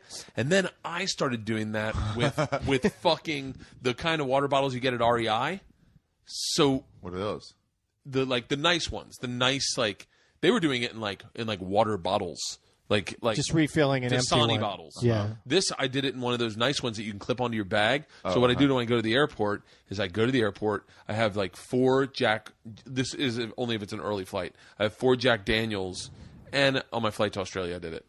I have 4 Jack Daniels in my bag at all time, just in case something goes down where they're not serving alcohol. It's Sunday in Boston, and they don't serve fucking alcohol on Sunday in Boston or whatever. So dumb. Yeah, and so I fill it up with water, and then I have fucking Jack on the Rocks, and it's gray, so no one can tell. I did it. You buy at the airport? At the airport, I get ice. I just go to the airport and I go, "Can I get a cup of ice?" Pour it into my water bottle. Pour all the Jacks in there, or 2 Jacks probably is what I really drink use. It out of your... I like to have 2 for the flight home too. Everywhere in Boston on Sunday? I don't know. It used to be that in New York. My friends came to visit me. We're going to go to a Yankee game. And I was like, cool, let me get a 6-pack of beer. 3 friends. We can have 2 beers apiece. That'll be nice. Like, oh, we can't sell it to you today. And I lost my shit. I was like, it's not even my religion. But that's a used to thing. I don't know if they changed. No, That's when I was in New York. When I was in Boston, and I don't remember exactly when this was, but it was semi-recently because I remember I lost my fucking mind. Sunday morning flight, and I'm flying back to L.A., and I go to the bar and I was like, "Can I get a beer?" And she was like, "Maybe in another city, peck ahead." That's not what she said, but she was like, "Maybe in another city, but not in Boston." Why? They drink. But that can't possibly still be true. The biggest group of alcoholics in the country. Have I just never been in Boston on a Sunday? I can't even picture being told it might you be can't like have after cocktail at P.F. Chang's or wherever. It can't be. Maybe it's after noon. Yeah. Maybe it's after a certain time. Yeah, 6 p.m. or something. Because they have to open the bars at Sunday night. And there's football on Sundays. That's like how could do you have a football game with no fucking beer? You got to plan ahead in New York at least. You have to plan ahead and buy shit on Saturday so you can have it for your games on Sunday. It's ridiculous. But that's for home. That's for home. Yeah. I'm talking about in bars. Oh, yeah. There's no bars that are open on a Sunday afternoon that don't serve beer. That don't serve drinks. Yeah, maybe it was just the bodega that I went to. I think you can't buy it. I think there's still lots of places where you can't buy it in stores on Sunday, so you have to plan ahead. Right. But that's for personal consumption at home. If you're in a restaurant or a bar, I think. You know what I love? But let me know, because I'm going to be in Boston on a Sunday in a month or two, and I want to drink. And that's fucking ridiculous. Hey, have you seen when you do the road, you do like a Tuesday, right? You like to do a Tuesday where you go in and you do a 420 show. Well, no, I don't do 420 shows on Tuesday because most of my fans have to work. But hi, doggy, Priscilla. She could get in if she wanted to, right? Oh, no. I bet you she could. Just put that knob in her mouth and turn it. Right now, she's running back. Leanne, they're still back here. They're in there. So, what I do is on a Saturday or Sunday, I will book a 420 either stand-up show or Doug Loves Movies taping, and it's great because, like, just recently I was like, I really want to go to Denver, and I want to go to Denver soon. So I looked at the next weekend I had open, which is March 9th and 10th, and I had my agent call up Comedy Works and say, can Doug do a stand-up show on 420 on Saturday and a Doug Loves Movies taping on 420 on Sunday, and they are not going to say, "Oh, we're booked." Yeah. You know, they got a headliner that night, but they don't got a show at 4:20 in the afternoon. Yeah. And everyone that works there, the ones that don't want to work on a Saturday afternoon don't have to, but plenty of employees want that whole extra show and all the extra tips and stuff. Yeah. And wait, do you look at the calendar and you go, like, this is probably well past the way you do business, but do you look at the calendar and go, oh, Patton's going to be in Denver. I wouldn't mind being in Denver. I'll come in and do 420, or do you just go? Yeah, no, I do. I look at the UFC calendar and go, UFC's going to be in Denver on Saturday. I'll go hang out with Joe and do a set in his show on Friday night, go to UFC on Saturday, and then on Sunday I'll do my 420 matinee, and that's my work for the weekend. And that's fucking, and Thursday night, everyone's like, guys, Doug Benson will be here, and everyone. And the less shows you do, the more packed the place is. Yeah. Because most comedy clubs, they want you to do 6 or 7 shows over the course of a weekend. Yeah. And so you're going to have a couple shows, unless you're really killing it, unless you're Joey Diaz, you're going to have a couple shows where there's a bunch of empty seats. Sometimes even more than a couple shows. You get all your fans into one show. Yeah, so just if you only come to town more often. Like I go to Denver 2 or 3 times a year, but I only do 1 or 2 shows. Denver, and they're packed. Tell me the staff kept going outside for a safety meeting. They kept calling them, we needed to have a safety meeting outside. Like, what are safety meetings? Like, you can come with us. I'm like, all right. And it was just smoking weed. They got an awesome stairwell at the downtown Comedy Works. I just do the improv there. I've never done the Comedy Works. Boo. That's one of the top, like, I haven't been everywhere, but so just because of that, I'll say it's one of the top 5 rooms in the country. Oh, it's great. Denver Comedy Works downtown. That's so dumb. It's low ceiling. The people's tables are just like a little like school table, so they pack a lot of people in. And I mean, the only problem with it, and it's a acceptable problem, is just that every show I do there, one person gets too drunk in the audience and has to be thrown out. Oh, really? And it's usually a woman. Yeah, and it's because I think that stoners come to my shows and then there's a drink minimum and they're not drinkers. Yeah. And then they drink anyway after getting high before coming in. The combo and of that makes it really in bad. Denver, the altitude makes all that shit crazier. Weed and alcohol together is like they double up each other. Yeah, and then you're the Mile High City, and so people just get too fucked up. But I still have a blast every time I play there. I love Denver. I love playing there. But UFC, bands I like, rollercoasters I want to go on. And I was just in Miami, but like this cruise I'm going to go on, I could have called up the Miami Improv and said, hey, can I do a 10 o'clock show after the 8 o'clock show on Thursday night? Because I'm going on the cruise on Friday. And they say, sure. And I go in and do a show. So that's how my schedule works. And now that I've said this out loud, I'm going to get a bunch of tweets from people, come to this city. You know, and I'm going to be like, so you go see but that's just because one person wants me to come to a city. You'll be like, Muse is playing Red Rocks. I want to see that show. Mm-hmm. And then you'll just go schedule a show in Denver and then go to it? Yeah, it's more like bands that I have friends in, like 311, and there's this band called Sleeper Agent that I'm a big fan of that I go and see them sometimes. Motion City Soundtrack. I'm doing my first 420 show. I know, at the Parlor Live. Yeah, that's where same thing. I've been doing those there for years. Wait, what's a 420? At 420 in the afternoon. You're doing a 420 show on 420. Yeah, they're at booked 420 that weekend.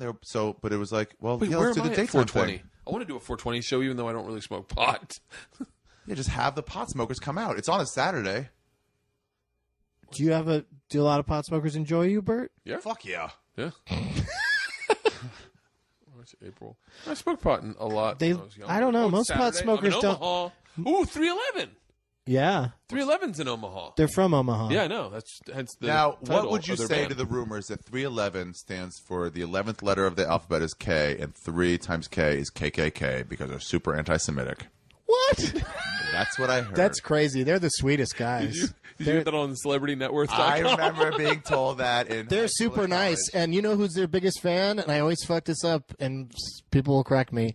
Either Venus or Serena Williams. One of them. Yeah, on the first cruise, whichever one it was. I want to say it was Serena, but it might have been Venus. One of them was on the cruise and saw my stand-up show And I have a bit in the show where I say, in my act, where I say that, women don't, sense of humor is really not the number one thing to women. They like, what women really like is cocks and money. And, but in polite society, women can't go around going, I love cocks and money. So instead they say, I like a good sense of humor. Yeah. And I go, for some reason that night I said something like, so yeah, if I see you on the ship later, so we're not all yelling cocks and money at each other, just say C&M. And then when I met her, Serena or Venus, she like shook my hand and was like, had a little shy smile on her face and was like, C&M. And I was like, holy shit, one of the Williams just said cocks and money to me. No, wait, did you know she was at your show before you got on stage?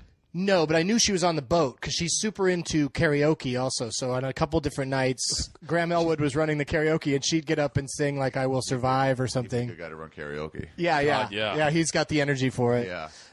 He does these boats now where he doesn't do stand-up. He just has a microphone in the casino area and just encourages people to come, like just riffs about how people should come to the casino because, the casino's where between the alcohol and the casino, that's where they're making all their money on those cruises. He's like, just give me a mic stand, I can karate chop. Yeah. And we're okay. I'll do the rest. That's really fucking interesting. But where are you playing in Omaha? The Funny Bone? Funny Bone, yeah.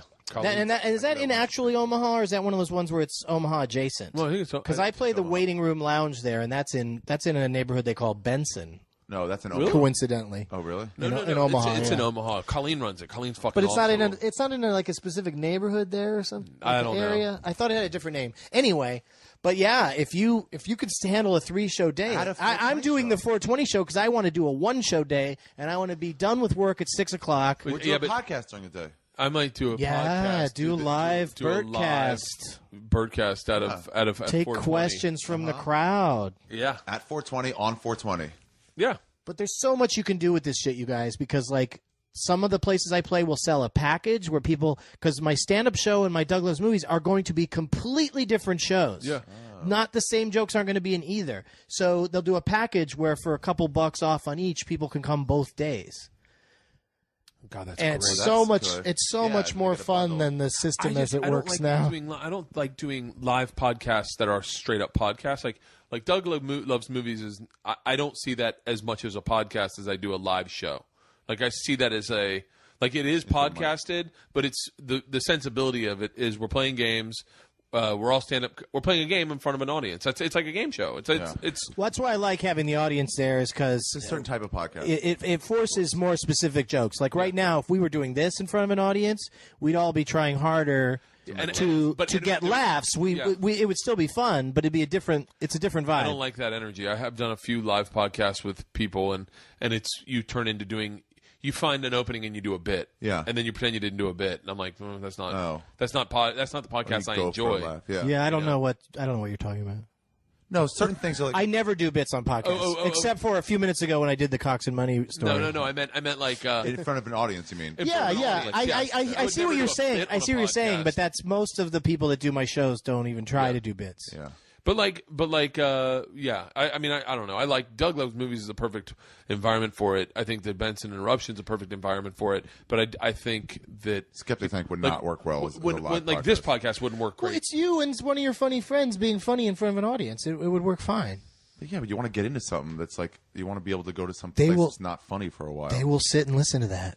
But wouldn't the comedian feel like sees an audience and feel necessary? Well, most comedians would ham it up and try to get jokes in and not be too sincere. But I would love to do podcasts at colleges. Yeah, that would be a great. I was just saying the other day that I would so much rather do Doug Loves Movies at a college than my stand-up, dude. Because my stand-up is an old guy talking to kids about drugs and sex, right?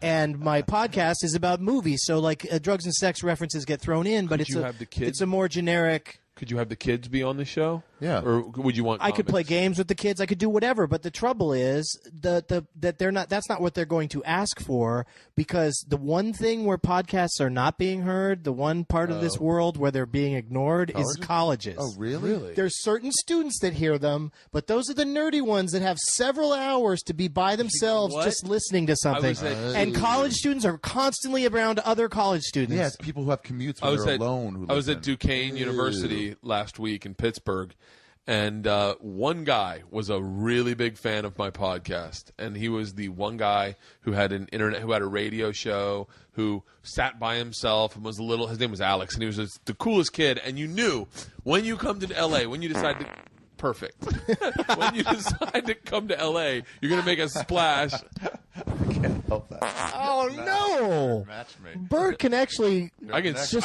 had to squeeze drop one. Yeah, but that's. Oh. And then they smell in the microphone. Yeah. Yeah, I farted in a mic on stage one time, brought it to my face, almost threw up.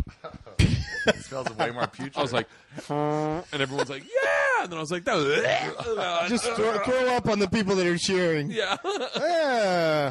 That went from great to horrible so fast. Only thing more awkward than that was in Columbus one time. This lady said she wanted to propose to her husband, her boyfriend, and do it on stage. And I was like, oh, okay. Like I've done it for guys. I did the best one for a dude. The best one ever. I was in Virginia Beach. And Have you changed your own story 3 times now, like rapid succession? Yeah. Hold on. Yeah. I'm tagging. So I did the same. I'll tell you the first one, then that'll tag. And then I've already told you the beginning of the second one. So what I did is I put a blindfold around the girl. I brought them up. I said, we're going to play a game. Put a blindfold around the girl. And I said, you've got to feel our stomachs and say which one is your man's and which one's mine, okay? So I put the blindfold on. I go, all right, put your hand out. Then he drops on her knee with the ring. And then I pull the thing off of her, and she starts sobbing. And he's like, will you marry me? On stage. She was so upset because she wanted to touch your stomach. Right. So I do it. Still get the stomach? So here's the worst part. So I go, I'll just use the same thing with the dude and the girl. With the girl that wants to, I'll just blindfold the dude, and we'll play a game. But then I never thought out the game. So I was like, and she was a little overweight. I was like, all right, you got to feel one of our, and I'm like, what fucking part of our body? Like, so I got a beard. It's not the face. It's like, oh my motherfucker. But I've already got him blindfolded, and so as I'm stalling, I go, get ready, and then she gets on her knee. I pull the fucking blindfold off. He sees it, and he makes direct eye contact with me and starts shaking his head no, like, you fucking asshole. Oh, and I was like, oh God. And then she's Why like, did you think that would? No.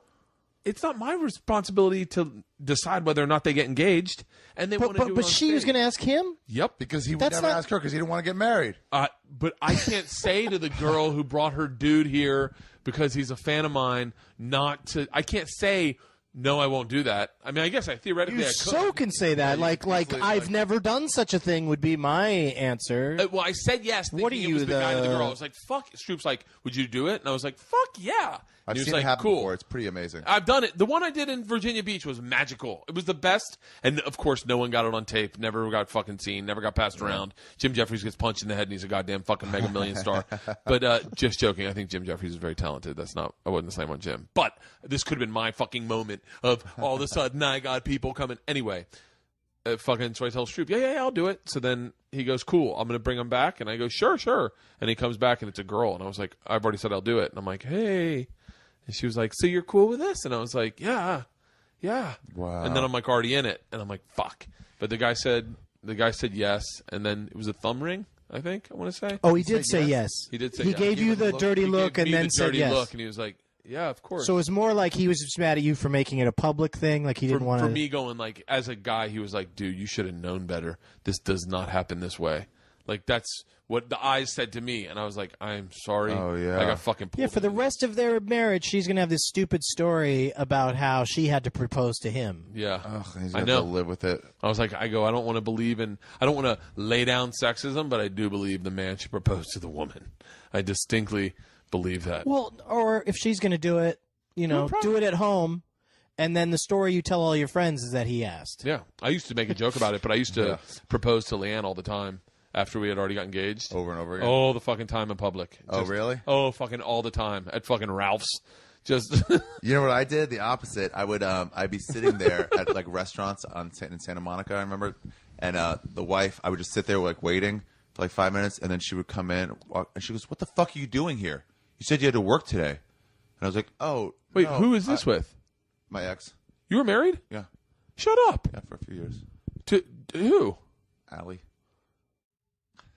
Some girl. I didn't know that. He talked about her on his podcast, but I didn't know you married her. I thought it was just one of the ones that was like one of the hardest to get over or whatever. No, she wasn't that hard to get over, that one. Really? Yeah. We just kind of fizzled out. We became friends. He was like, let's just stop. But anyway, she would come and say, what the fuck? And she would start yelling, and then she'd throw a glass of water in my face and storm out. And I'd have to chase after her. And that was like kind of... we'd laugh outside. But everyone got a scene. I can't believe that didn't work out, because that's so great that the two of you have that sense of humor.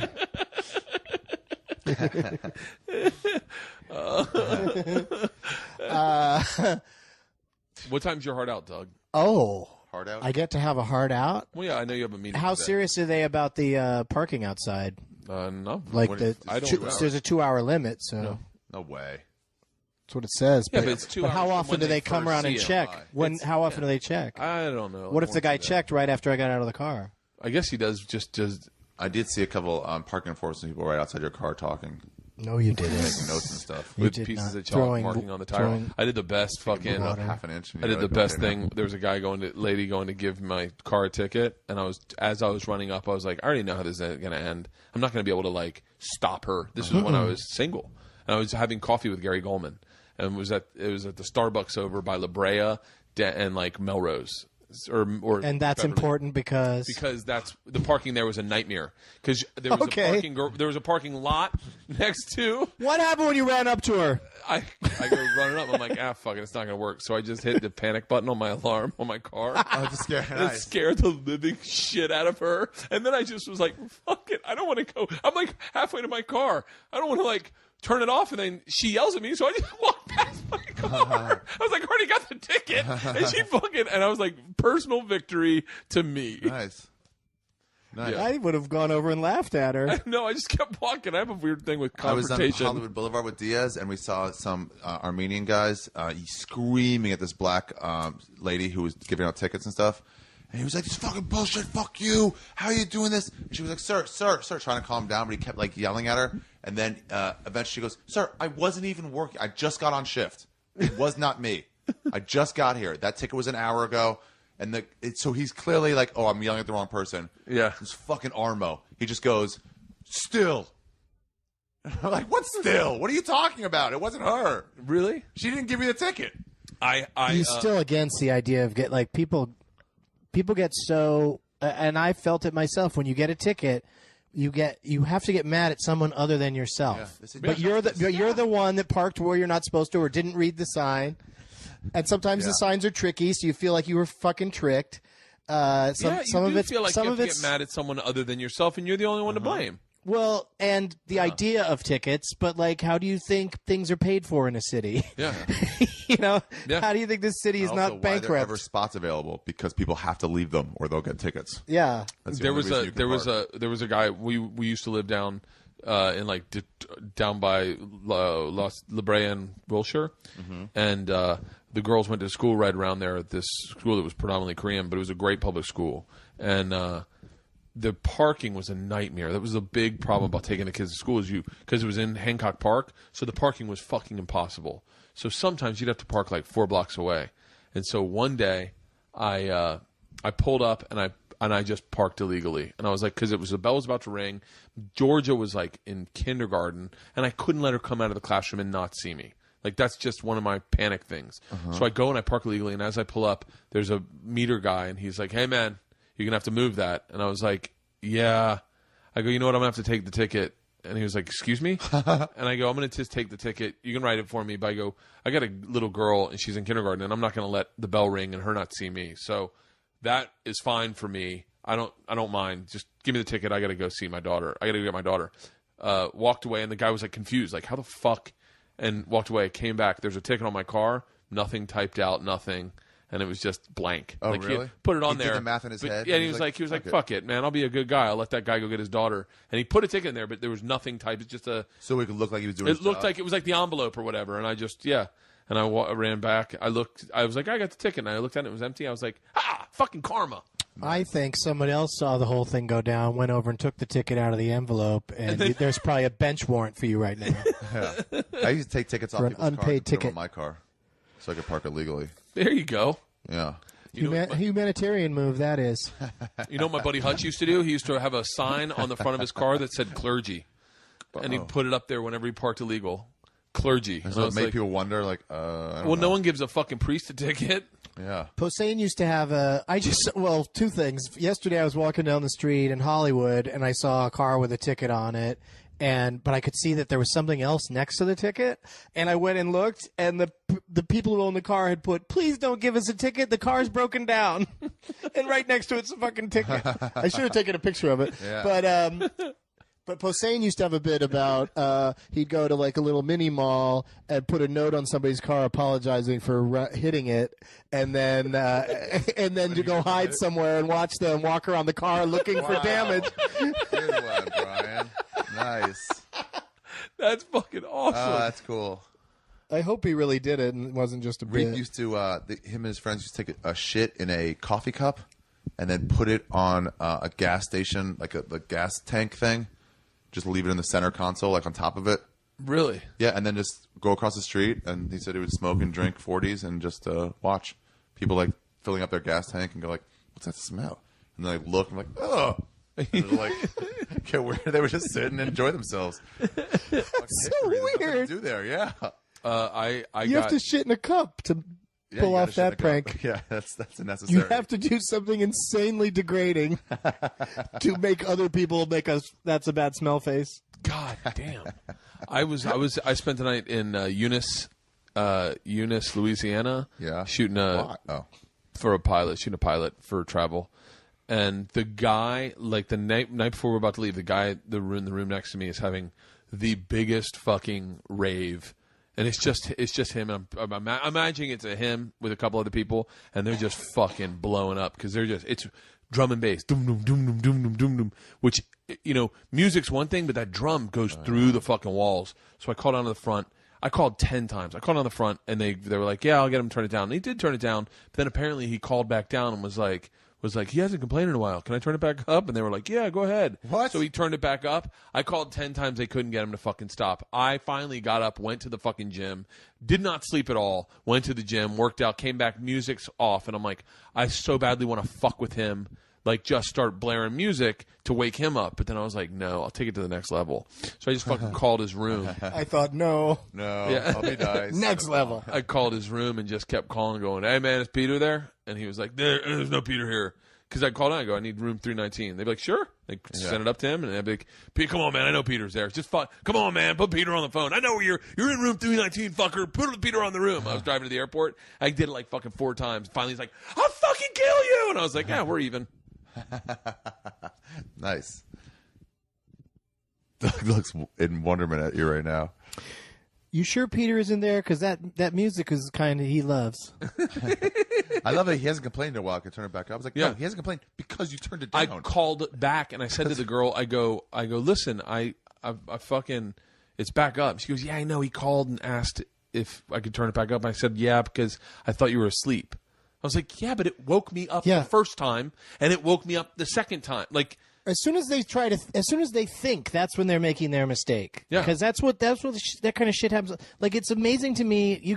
We could all probably go nuts with travel stories, but it's amazing to me when you have a "Do Not Disturb" sign on your door, and invariably they will call you on the phone and say, "Do you want your room clean?" You have a sign on your door. What does "Do Not Disturb" mean? Well, because the thing is, Don't disturb me. You're disturbing. I guess if it's on there for a couple days. Yeah. Fuck that. Don't disturb. They think you might be dead in there. Leave a note. In New York, they will come into your room. They'll slip something under the door at a lot of places. In New York, they'll come into your room. I was with my buddy. Anyway. My buddy Huicho and I. This is before literally the week before I met Leanne. I'm with my best buddy Huicho. He was like the second dude on my podcast, right? Peruvian dude I've known since we were kids.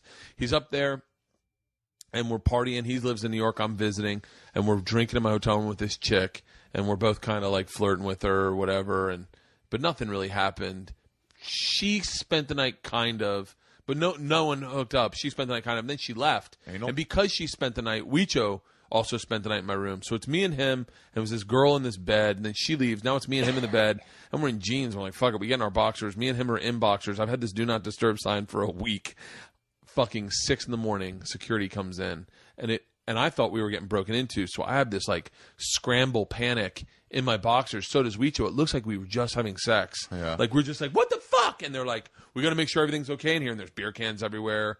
But yeah, I was the closest I've ever come to getting walked in on for gay sex. I have a friend who, and he doesn't lie. He doesn't brag. So this is why I think it's true. But he didn't put the do not disturb sign on, and the lady came in, to clean his place, and he had a boner. And then he was pretty much like, oh, she goes, oh, I'm sorry. And he goes, and he just pulled back the covers and showed the boner. And they fucked.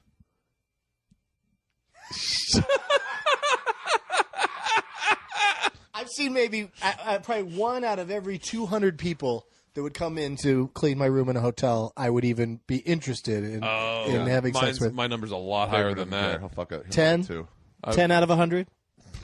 I'd almost say 50-50. What? Yeah, I've seen a lot of hot ones. Are you turned recently. on by someone in a cleaning outfit? Yeah, maybe it's the outfit. I think it might be and then like especially and that they're going to have to clean up all your jizz everywhere. No, there's a big wave of Russians that are cleaning rooms these days. Oh, yeah, okay. that I've been noticing a lot of. All right. I wonder if some of those wouldn't mind an extra $50.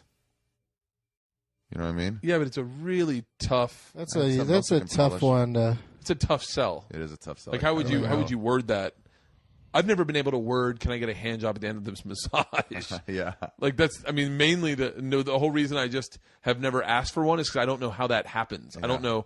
Like I'm not the kind of guy that can be like, and how about? I remember they took me some stripper at the Spearmint Rhino in Vegas going like, we can go to the other room and we can have, more fun. And I was more fun. For $200 long. I was like, what does that exactly what do I get with that? Yeah. I want to know exactly what I get. Are we just Are we going to talk? And she couldn't say it, right? No, and then I'm like, they're not allowed to say it because then that's prostitution. I guess so. Whisper it.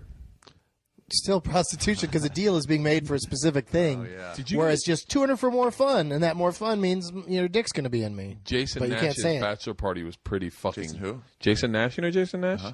Jason Nash's bachelor party was pretty fucking out of control in that manner. A lot of guys with feelings there. A lot of guys with feelings. I used to do that. Was a podcast that was around a long time ago. Nash? Yeah, guys with feelings, and then it just kind of. I guess they stopped doing it, and then podcast blew up. And then he started again. He's on the Sklar Brothers podcast. He's on. Is he really? Oh, yeah, he does. He's on there a lot. He does characters, right? Yeah. Maybe I'll start having characters on here. Yeah, people call in randomly. That's a good idea. Do like bits. He has them in the. Sklar Brothers have him in the room with everybody, right? I think so. I don't really know. Like Jason does them, and the guy Chris Cox does them. I think. Cox. Wait, how long have you been doing stand-up, Ari? 13 years, almost 14 now. How long have you been doing it, Doug? Long enough that you should ask me first. This is my interview. Sorry. Were you afraid to be alone with me? Is that why you exactly why it was. told Ari to come over? Yeah, I was like, Ari, I don't know what to say. Ari and I just did like 3 hours of. I like that one, man. Yeah, it was fun. Like fucking Doug. I wanna fucking do more podcasts from that spot. That's great. Where is it? If you ever want me to do it again. The front patio of the Comedy Store. The patio. We just sat on that bar. On a warm day. With a couple of waters and our sunglasses and watch people walk by. And microphones just like this. So we're just sitting there and just saying obnoxious things to people as they walk by, but talking to each other. This group of like a tour group came by on bikes and stopped and smoked some weed with us. A couple cute girls. Are you serious? It was so much fun. It was like to Doug. She was like, wait a minute, do I know? Like, first she looked at him, then he talked. She was like, do I know you from somewhere? Then he brought a joint to his lips. He goes, oh, you're Doug Benson. You're that guy. You're Doug Benson. Wait, is that your podcast? Uh-huh. And you do it from there sometimes? Sometimes. In the middle of the afternoon? Burr from there, and he started making fun of the tour groups, the tour buses that come by. Doug Benson and I, it's fun. It's really fun. And then it's like doing a radio remote, but you're not asking people to come hang out. You're just dealing with the people that just happen to be walking by. They happen to walk by on a nice day on Sunset Strip. That's fucking so Dudes cool. from Chill walk by, and he has a special on Chill.com right now. Yeah. And you're going to do one with them too, right? Well, that's the thing. When you were asking me that stuff, you were talking to me about it when we hadn't announced yet, and I didn't want to get a bunch of tweets from people saying, "Oh, you're going to be on Chill," but now it's official that it's coming out on Chill. It's already on. You can pre-order it now. It's on the website. So now mine's right above yours on their website. Oh, really? Yeah, nice. And so what is Chill.com? Chill.com is like it's a new place for a platform for like filmmakers and musicians and comics to, if they have something that they want to sell directly to their fans, Louis C.K. style. Yeah. So they set it all you could just do it through Chill. They've got it all. And then you have to pay them like a percentage, I guess. Percentage, yeah. They'll own like 30%. But are you selling your movie? For so the movie, greatest movie ever rolled. It's for the pre-order. It's $6.40, and then for after the pre-order period ends on March 11th. That's the official release date. Is 3/11, as it turns out. $8? And then it's $7.99. Okay. And they thought it was that was their decision. I would have sold it for $5, but they were like, but this isn't just a comedy special. This isn't just stand up. This is like a real movie. What is it? What is the greatest movie ever rolled? It's sort of my idea of a sequel finally to Super High Me. Morgan Spurlock did the movie Greatest Movie Ever Sold, so I'm continuing to do the Spurlock puns. I love how you talk about that. It's like whatever he does, I'm just gonna do a weed version of it. Like then he did a movie about Comic-Con in San Diego, so I did Chronicon. That's gonna come out someday. But that hasn't finished yet? No, it hasn't. We haven't even started editing. Are you talking all about the business of marijuana or the business of getting sponsors for your movie? No, it's a movie about me going out on tour to make money to make a movie about going out on tour. Because Spurlock's movie was about putting product placement in a movie to raise money to make a movie about product placement movie. So I did the same kind of thing, but that's where the connection pretty much ends. It's because the movie's basically it's following me and Graham Elwood around. It's our garage next door. As we go to 7 cities in 7 days. And so wait, did great question, Bert. Thanks. Anything else you'd like to know? Yeah. Where Chill? You want to know about Chill, or you want to know about the movie? I want to know about. I kind of want to know about Chill, but I don't know what my question was going to be now. But anyway, go to chill.com if you're listening to this and get my movie, Ari's stand-up special. Your stand-up special is going to be. And then below his is Maria Bamford's special, where she did stand-up for just her parents. I knew what I was going to say. Yeah. So when you made Super High Me. I think I told you this one time. I think so. It might have been outside my gym over on Cole. Right by Georgia's preschool. Mm-hmm. That was where Georgia went to preschool. Yeah, you ran at me when I was trying to get into my car, and you were like double parked. So funny. My story's so much better. Georgia goes to Doug was. It was you were very, very friendly, but it was. Doug was in between sets smoking a joint because he likes to power lift and get high. So he was powerlifting. You do have a different version of the story. I've never done that. I've never gone out and gotten high and gone back into the gym. My version's so much better. Have you ever power lifted? Not really powerlifting. I've lifted some things. He was definitely sweating, and I thought he was looking. I guess he was filming with his keys. I thought he was hiding a bowl from me. I don't know why. And so I was trying to get in my car. Like, oh no. But I told you, I was like, it's the greatest. I love when you see a marketing scheme that works on accident. Like, I know you didn't make Super High Me to sell to G4 so that they could play all fucking day long, but you did, and they did. And I was like, it's genius. Yeah. Like now I've seen Super High Me maybe 7 times because it would come on G4, and I was like, well, it's definitely entertaining. It'll be what I watch. Like and then G4 decided to not be the weed channel anymore and just stopped cold turkey. Like they just stopped showing it. Yeah. Well, they showed it for a while though. They showed it for a long while. Yeah, and plenty of people have seen it. So that's why a new documentary was in order instead of just doing a stand-up. Now, special. Do you have any say in the editing of it, or do you all of it? Like that's the other thing about it is it's are like. Are you afraid it'll turn into a fluff piece? Who? Like I'm doing my documentary. Movie. I know, but I'm doing my documentary, and I'm like. Look at the time. I'm doing my documentary, and I'm nervous that they're going to like. I want it to be super honest and super. Then you decide that. What? Then you do that. Yeah, but I was just like, I shouldn't even touch it. I shouldn't even look at the editing. I should let them edit it themselves. Okay. And then, because if I have my hands on it, it'll be like that email I wrote to the girl that was in a car accident. It'll be like a fucking fluff piece. It'll be like, yeah, we get it, Bert. We get it. Right. Like, you're fucking amazing. Like, I feel like they have to show that's the thing, is you got to try to show. You got to try to depict. I had a little bit of a say. I had there was 4 people that determined everything that went into Super High Me. So there was like things there's things about that movie that you know. What's his name? Yeah, what's his name? And those other 2 fellas. The guy that got mugged with all the equipment. Yeah, Mike Blyden. Mike Blyden. I love Mike. You remind me of Mike Blyden a little bit. Every time, this is when I knew when Mike Blyden booked the commercial, because people were like, hey, dude, saw that Microsoft spot. Yeah, saw that vacuum commercial you were in. Yeah, we always get confused for each other. But, so he directed it, but it was just one of those things where there was just a lot of, and then the people who paid for it, so there was just a lot of people that had opinions, and Super High Me isn't exactly what I would have wanted it to be. It's exactly what people wanted it to be. Like, people like it. Yeah. And that's great. And I think, it does a good job of showing, everything that I went through during that period. But now that it's all, I get to make all the decisions. Yeah. I did that on, for G4, we did a special called The High Road that was just one episode that didn't become a series because I got scared off of the pot content. But on that, I had a little bit more say. Like, I'm just trying to get more say with each thing, but work with people who are just going to capture what's really happened. Yeah. And then we edit it into a story. The greatest movie ever rolled doesn't have much of a story, like a beginning, middle, and end. It's more just like, we went on these dates and here's what happened. Does it show some of your stand-up? But there's stand-up mixed in with, but there's a lot of stuff of just, stuff like going on morning TV and goofing around and stuff like that. And, but it's edited for the comedy.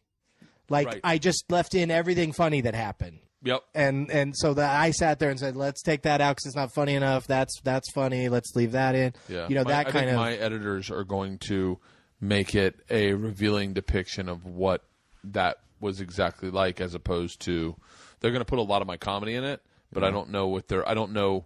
You should maybe have them take a pass at it and then watch it and then say, this chunk of stand-up I'd rather not be in there. Oh, I'm going to completely have a finger in deciding it, but my part of me feels like the best way to, like, I know there's one part where I blow up at this fucking Czechoslovakian girl.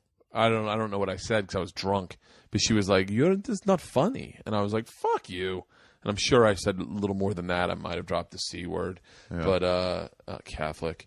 And so, I don't know. But the reason I started doing my movie ultimately was because I was watching yours so much, and then I was like, it's such a great vehicle to show stand-up, and it's such a great way to kind of get to know the artist a little bit and kind of see like another side of him. There was one. Have you, Eddie Pepitone's got a documentary. I heard it was Bitter good. Buddha, and I saw it at a film festival, comedy festival. See, he's someone I'd want to see the darks. I'd want to see the stuff he didn't want in there. I want to see him wake. Well, that's the thing is, and I don't think he may have had a little bit of say, but I think it's more like a filmmaker followed him around and made this, put it together. How it is. Like Super Size Me was Morgan Spurlock making that and editing and directing and starring. Yeah. So it's like he's going to make all the decisions. Like when I watch Following the Friedmans is like when I watch Wilco's. Are you trying to break my heart? Am I trying to break your heart? Yeah. There's clearly undertones that he is addicted to heroin and he's having a hard time and he's not all there, and that made me fucking fall in love with Jeff Tweedy, and I was like, God damn it, that is.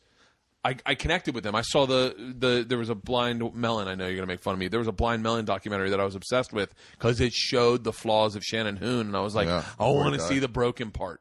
The broken part was what makes me, and so I said that to these. I go, I want to show my broken parts, and then part of me goes, I wonder if I accentuated them because I wanted to romanticize some broken. Yeah, but if you try to look good, I think then it comes off as like there's a great road rage scene in Graham is driving when we're in Michigan. We're in Detroit. We just got out of doing morning radio, and we get into a thing where a couple cars almost hit us, and so that's in the movie, but then also he just goes on this really angry rant with me stoned in the back seat laughing at him. Yeah. And and that's the sort of thing that it was real and it was funny, so it got in the movie. Yeah.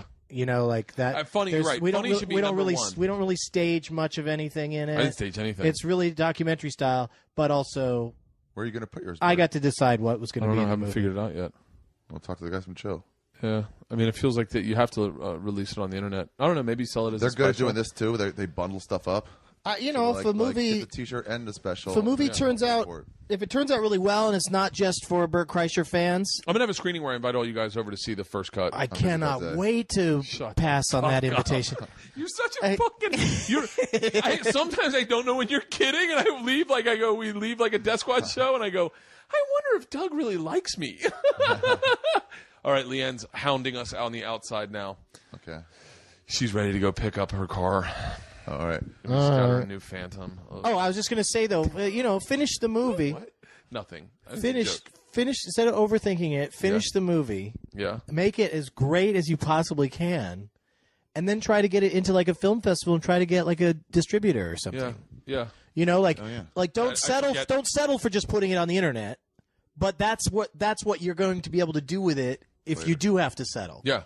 That's the great part about this. I just wanted to get this fucking movie out. We finished it like over a year ago, year and a half ago, and finished shooting it, and we played at a festival and people really liked it, but it's just not the kind of movie that's going to play in theaters. Yeah. I don't have enough juice to make that happen. I don't think I but, do either. We sell a lot on chill though. Yeah. A lot of people buy it on chill. Then that opens up some doors maybe because you can point to the specific numbers. Well, this many people downloaded this, so let's do my next project, and then that gives people more confidence. Or Netflix or Super Encore or Showtime. Pretty big. It was always on. Well, the stuff. They pushed it pretty hard, and it's still a perennial. Like if you watch a documentary on Netflix, there's a good chance they'll say you might also like Super Jaime. Wow. That's fucking great. Yeah.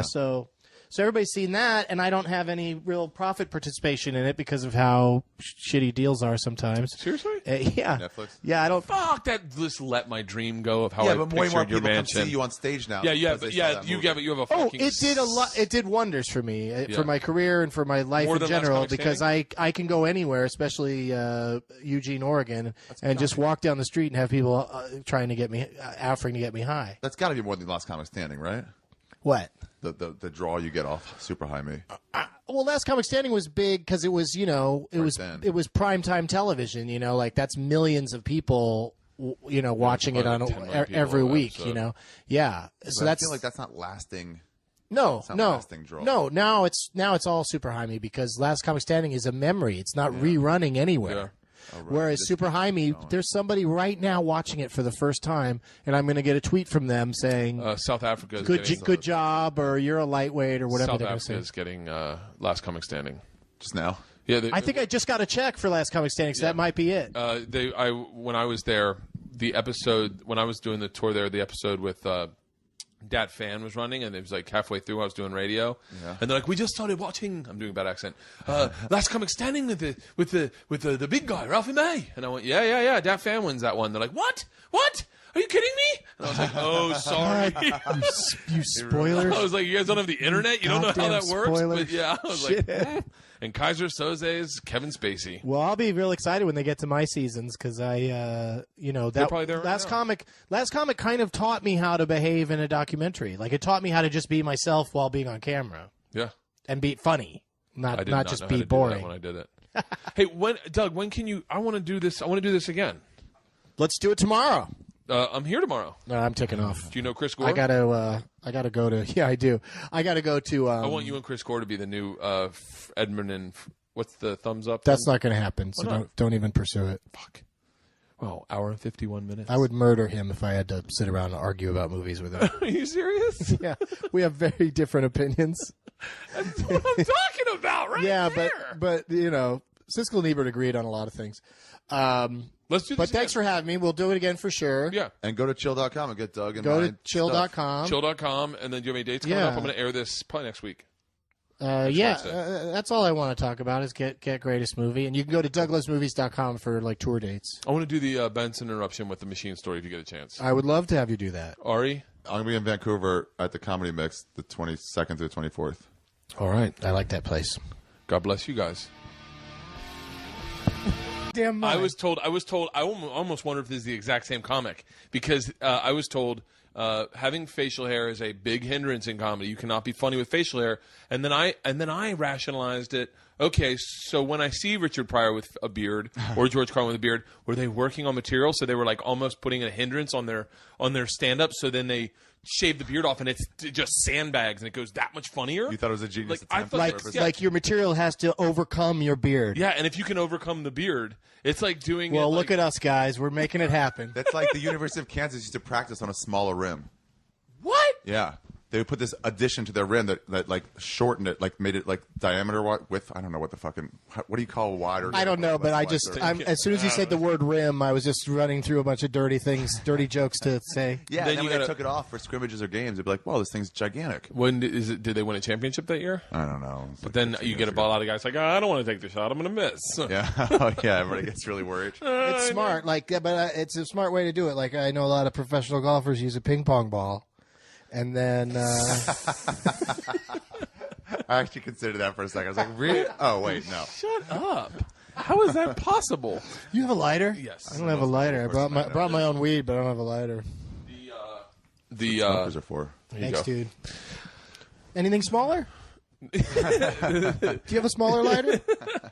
No, I don't know why lighters are bigger. This is perfect. Yeah. I guess because it lasts longer if it's a bigger well, one. if you smoke a pack, yeah, because there's more fluid in it. If you smoke a pack a day, the circular kind that was like just the size of a cigarette that you could put in your cigarette pack. Those were cool. Wait, I don't remember. Oh, I remember those. Long yeah. and circular. I used to smoke. Do you ever smoke cigarettes? When I worked at the store, when I worked at the back door. I used to love smoking cigarettes. It was the coolest thing in the world. It was cool. It was cool. Fucking really cool. The Sklar brothers told me that once I was playing. We were all playing basketball together on Saturdays. We used to. And how big was the rim? Same size, normal. But I was smoking, and I was like, all right, sorry, game's starting. So I was trying to like smoke more and then put it out. And they were like, what are you doing, Ari? It's bad for your health. I'm like, yeah, I know. Well, it is kind of comical when you see people that are still smoking, and you're like, hey, man, like, no, not that, Doug. Like, that makes sense. But yeah. No, I was looking at that squirrel running around on your backyard. That's Coco. You named the squirrel? We feed the squirrel. My wife is straight up redneck, and there was a squirrel in the backyard that seemed like friendly when we first moved in. So she got some almonds, and yeah, Coco had a. Coco gets the oranges out of the tree and eats them up in the girls. All right, we're recording, by the way. Is Nerdist do Todd Glasses? Yeah. So, did you do Todd Glasses' show? No. But I really enjoyed Todd Glasses' podcast. Because that's Katie is the that's his Katie producer of that. Yeah, I was always wondering. Like, I don't envision Todd to be super technologically advanced, considering like he didn't have an email address until somewhat recently, or a computer rather. But like I listened to the podcast and it was really well produced, and it was really fun. It was really totally different than other podcasts too, don't you think? Well, yeah, Todd's different than other podcasters. He's unique. I've never listened to one all the way through because they're usually 3 or 4 hours long. But yeah, that's how I've heard parts of it, and I was there for one. He did one at the LA Podcast Festival, and I was in the audience heckling him the whole time. And he's just, he's a massive talent, and the people that have the time to listen to those long shows. I was on a train one time and I listened to him and Rory Scovel do the bum bum bum. Bum, bum, bum, bum, bum, bum. Did you ever see that? The bit where not Fred Sanford but Red Fox was introduced. Billy Crystal claims he was there at that show. That's kind of how that story got around, and I've always questioned that Billy Crystal was actually there. Yeah, and maybe that it even actually happened. But it's so funny that Red Fox would come out and the crowd was too small, so he said, hey, look who just showed up. Fuck it. And then Ari Shaffir. What's up, dude? Here, grab a seat over there. Grab the mic. There's a mic on every chair. How many special guests? Get Joey Diaz over here in 5 minutes, though, if you want. Oh, there's another mic right there. I know. I feel like in case Priscilla comes in, a Joey Diaz booking would increase listenership by 40%. You're telling me I just posted one with him today. He's huge. Yeah. He's such a interesting dude in the sense that when he tells a story, like the part he doesn't find funny is the funniest part. Like, he was telling a story about how he got bit by a dog like 6 times when he first moved to America. He just kept getting bit by dogs. He didn't understand why. He was like, they just don't like me. He's like, Bert, I got bit by a dog. Like, I had a dog pass me with its owner and then come back to bite me. But he dropped that so like nonchalantly, and I was obsessed with the visual of a dog coming back, like going, fuck, I gotta bite this kid. But yeah, he's hilarious. I've been complimenting Doug on my podcast recently as one of the sharpest comedic wits I know. You are one of the quickest dudes. You're pretty good riffing. When did that happen? I just sit here silently. Yeah, I don't know what to do with that question, guys. I'm a genius. Super fast on my feet. Can we smoke in the man cave? Yeah, of course. Oh, did you just start doing that for like years? What? Like, get better at it? fucking around with crowds and like riffing? Oh well, I don't know if better at it's the right word for it. Just like if it's your audience, you're more comfortable. Oh, yeah. With fucking around. Like it's always funny to me. Like when you're next in a comedy club on a night when there's like 10 comics or whatever, the store or improv. And it's always funny to me when the guy before you is doing crowd work and doing it in a way like they're stalling. Yeah. Like they're not doing it in a way like that's what's entertaining about them. They're doing it more like, well, I'm tired of my act and I got to do more time. It's just like, well, just get off the stage. Like you can go in the bar and just talk to people about what they do for a living. Yeah. The story, you see some bad crowd work sometimes. And a lot of the crowd work is about drive a cab. A lot of crowd work is about just putting the person on the spot and trying to find something about them that you can embarrass them. And then everyone laughs because it's like they're not the person that's being pointed out, And I like a slightly more organic version of crowd work where it's either somebody yells something out and you respond to it. I don't have things to tell hecklers to shut up. I follow up with, why did you just yell that? Like what's going on in your world? Why are you doing that during the show? And do you know that that's inappropriate? And then let's find out if it was worth the trouble or not to talk to you. And then if the person keeps going, then eventually they get thrown out. But Barry Katz told me when I first started stand up, he was like, I notice you're going into the audience to ask questions you don't know the answers to. I was like, yeah. He was like, never ask a question. You should always know exactly what's going to happen. Yep. Because that's the beauty of stand-up comedy is it always goes perfectly and according to plan. You want to know the answer to something. Yeah, that's ridiculous. That's a ridiculous note. Yeah. I hate those kind of notes. How cold does it get there? I hate those things in general. When I was first starting out, a guy told me, a successful comic said, you cannot have facial hair and be a stand-up comic. What? I heard that he said facial hair is not funny. You mean like George Carlin? Like, out of your god. Treehouse.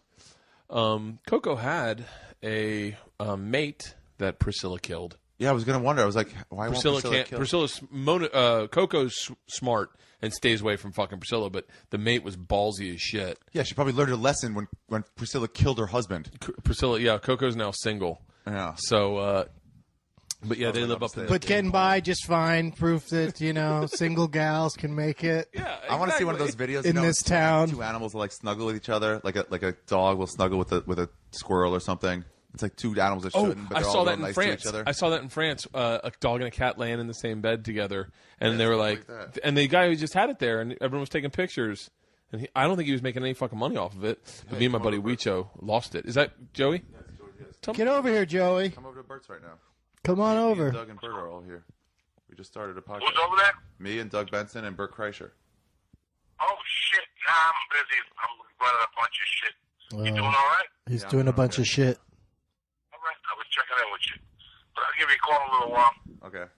I gotta go to fucking Hollywood now for some meetings. So. Oh, I'm usually there. All right. Tell him I said hi and tell him I posted his podcast today.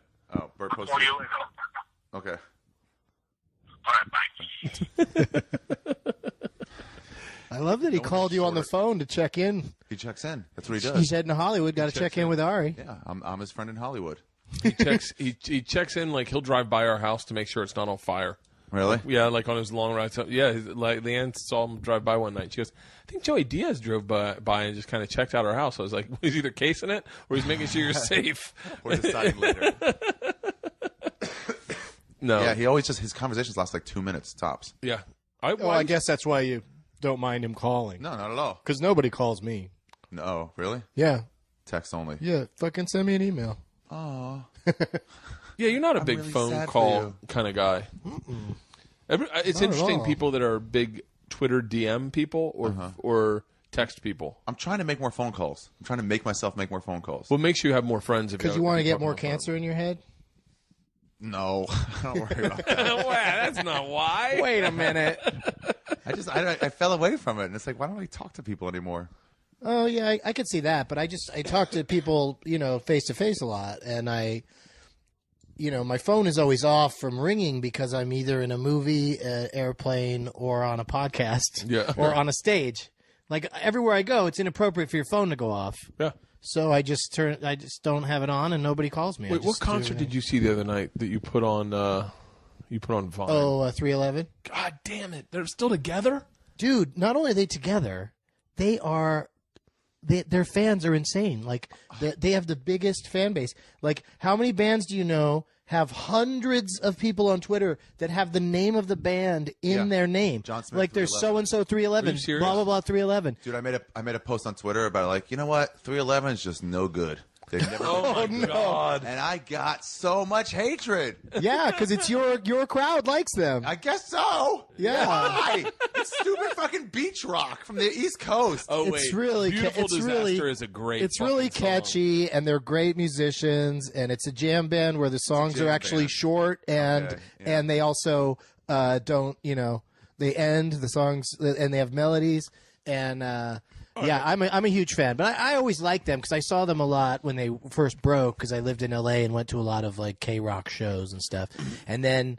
But a few years ago, I got invited to go on their cruise and do stand-up because Peanut, the bassist, is a fan of comedy and likes me, and so I did it, and it was the greatest 3 or 4 days of my life, and I'm going. What cruise line? I'm going again on.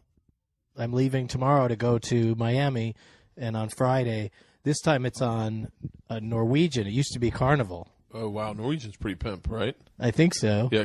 Well, Carnival's the one that just had the shit boat. Yeah. Carnival's a That was great actually- cruise that wasn't line. like a Carnival's a normal thing, great. Yeah, cruise line. yeah. Carnival is always shitboats. No, they just had one shitboat. How many? Accident. No, that's planned. Bert, That's how actually- many? You're a travel expert. Yes. How many? Oh, yeah. How many cruises do you think are out on the seas of the world right lot. now? 1,000? Probably, yeah. Yeah. Yeah. So Every country's they made got such one, a big deal out of that shitboat, and if I was with the cruise company, I would have gone right on TV and said 999 boats are out there right now, and they're not shitboats. Can someone do a story about our not shit boats? Someone talk about the buffet. Because people don't need more reasons to be discouraged from going on a cruise. Yeah. And that news story, the one where the cruise tipped over in Italy, That was- they would not shut up about that. And I went on a cruise right around the time that happened. Every time I go on a cruise, there's some horrible cruise thing happen right before. I was always afraid of getting murdered on a cruise Why? International water. Interesting. because there's no laws. no laws, and not only no laws, they can't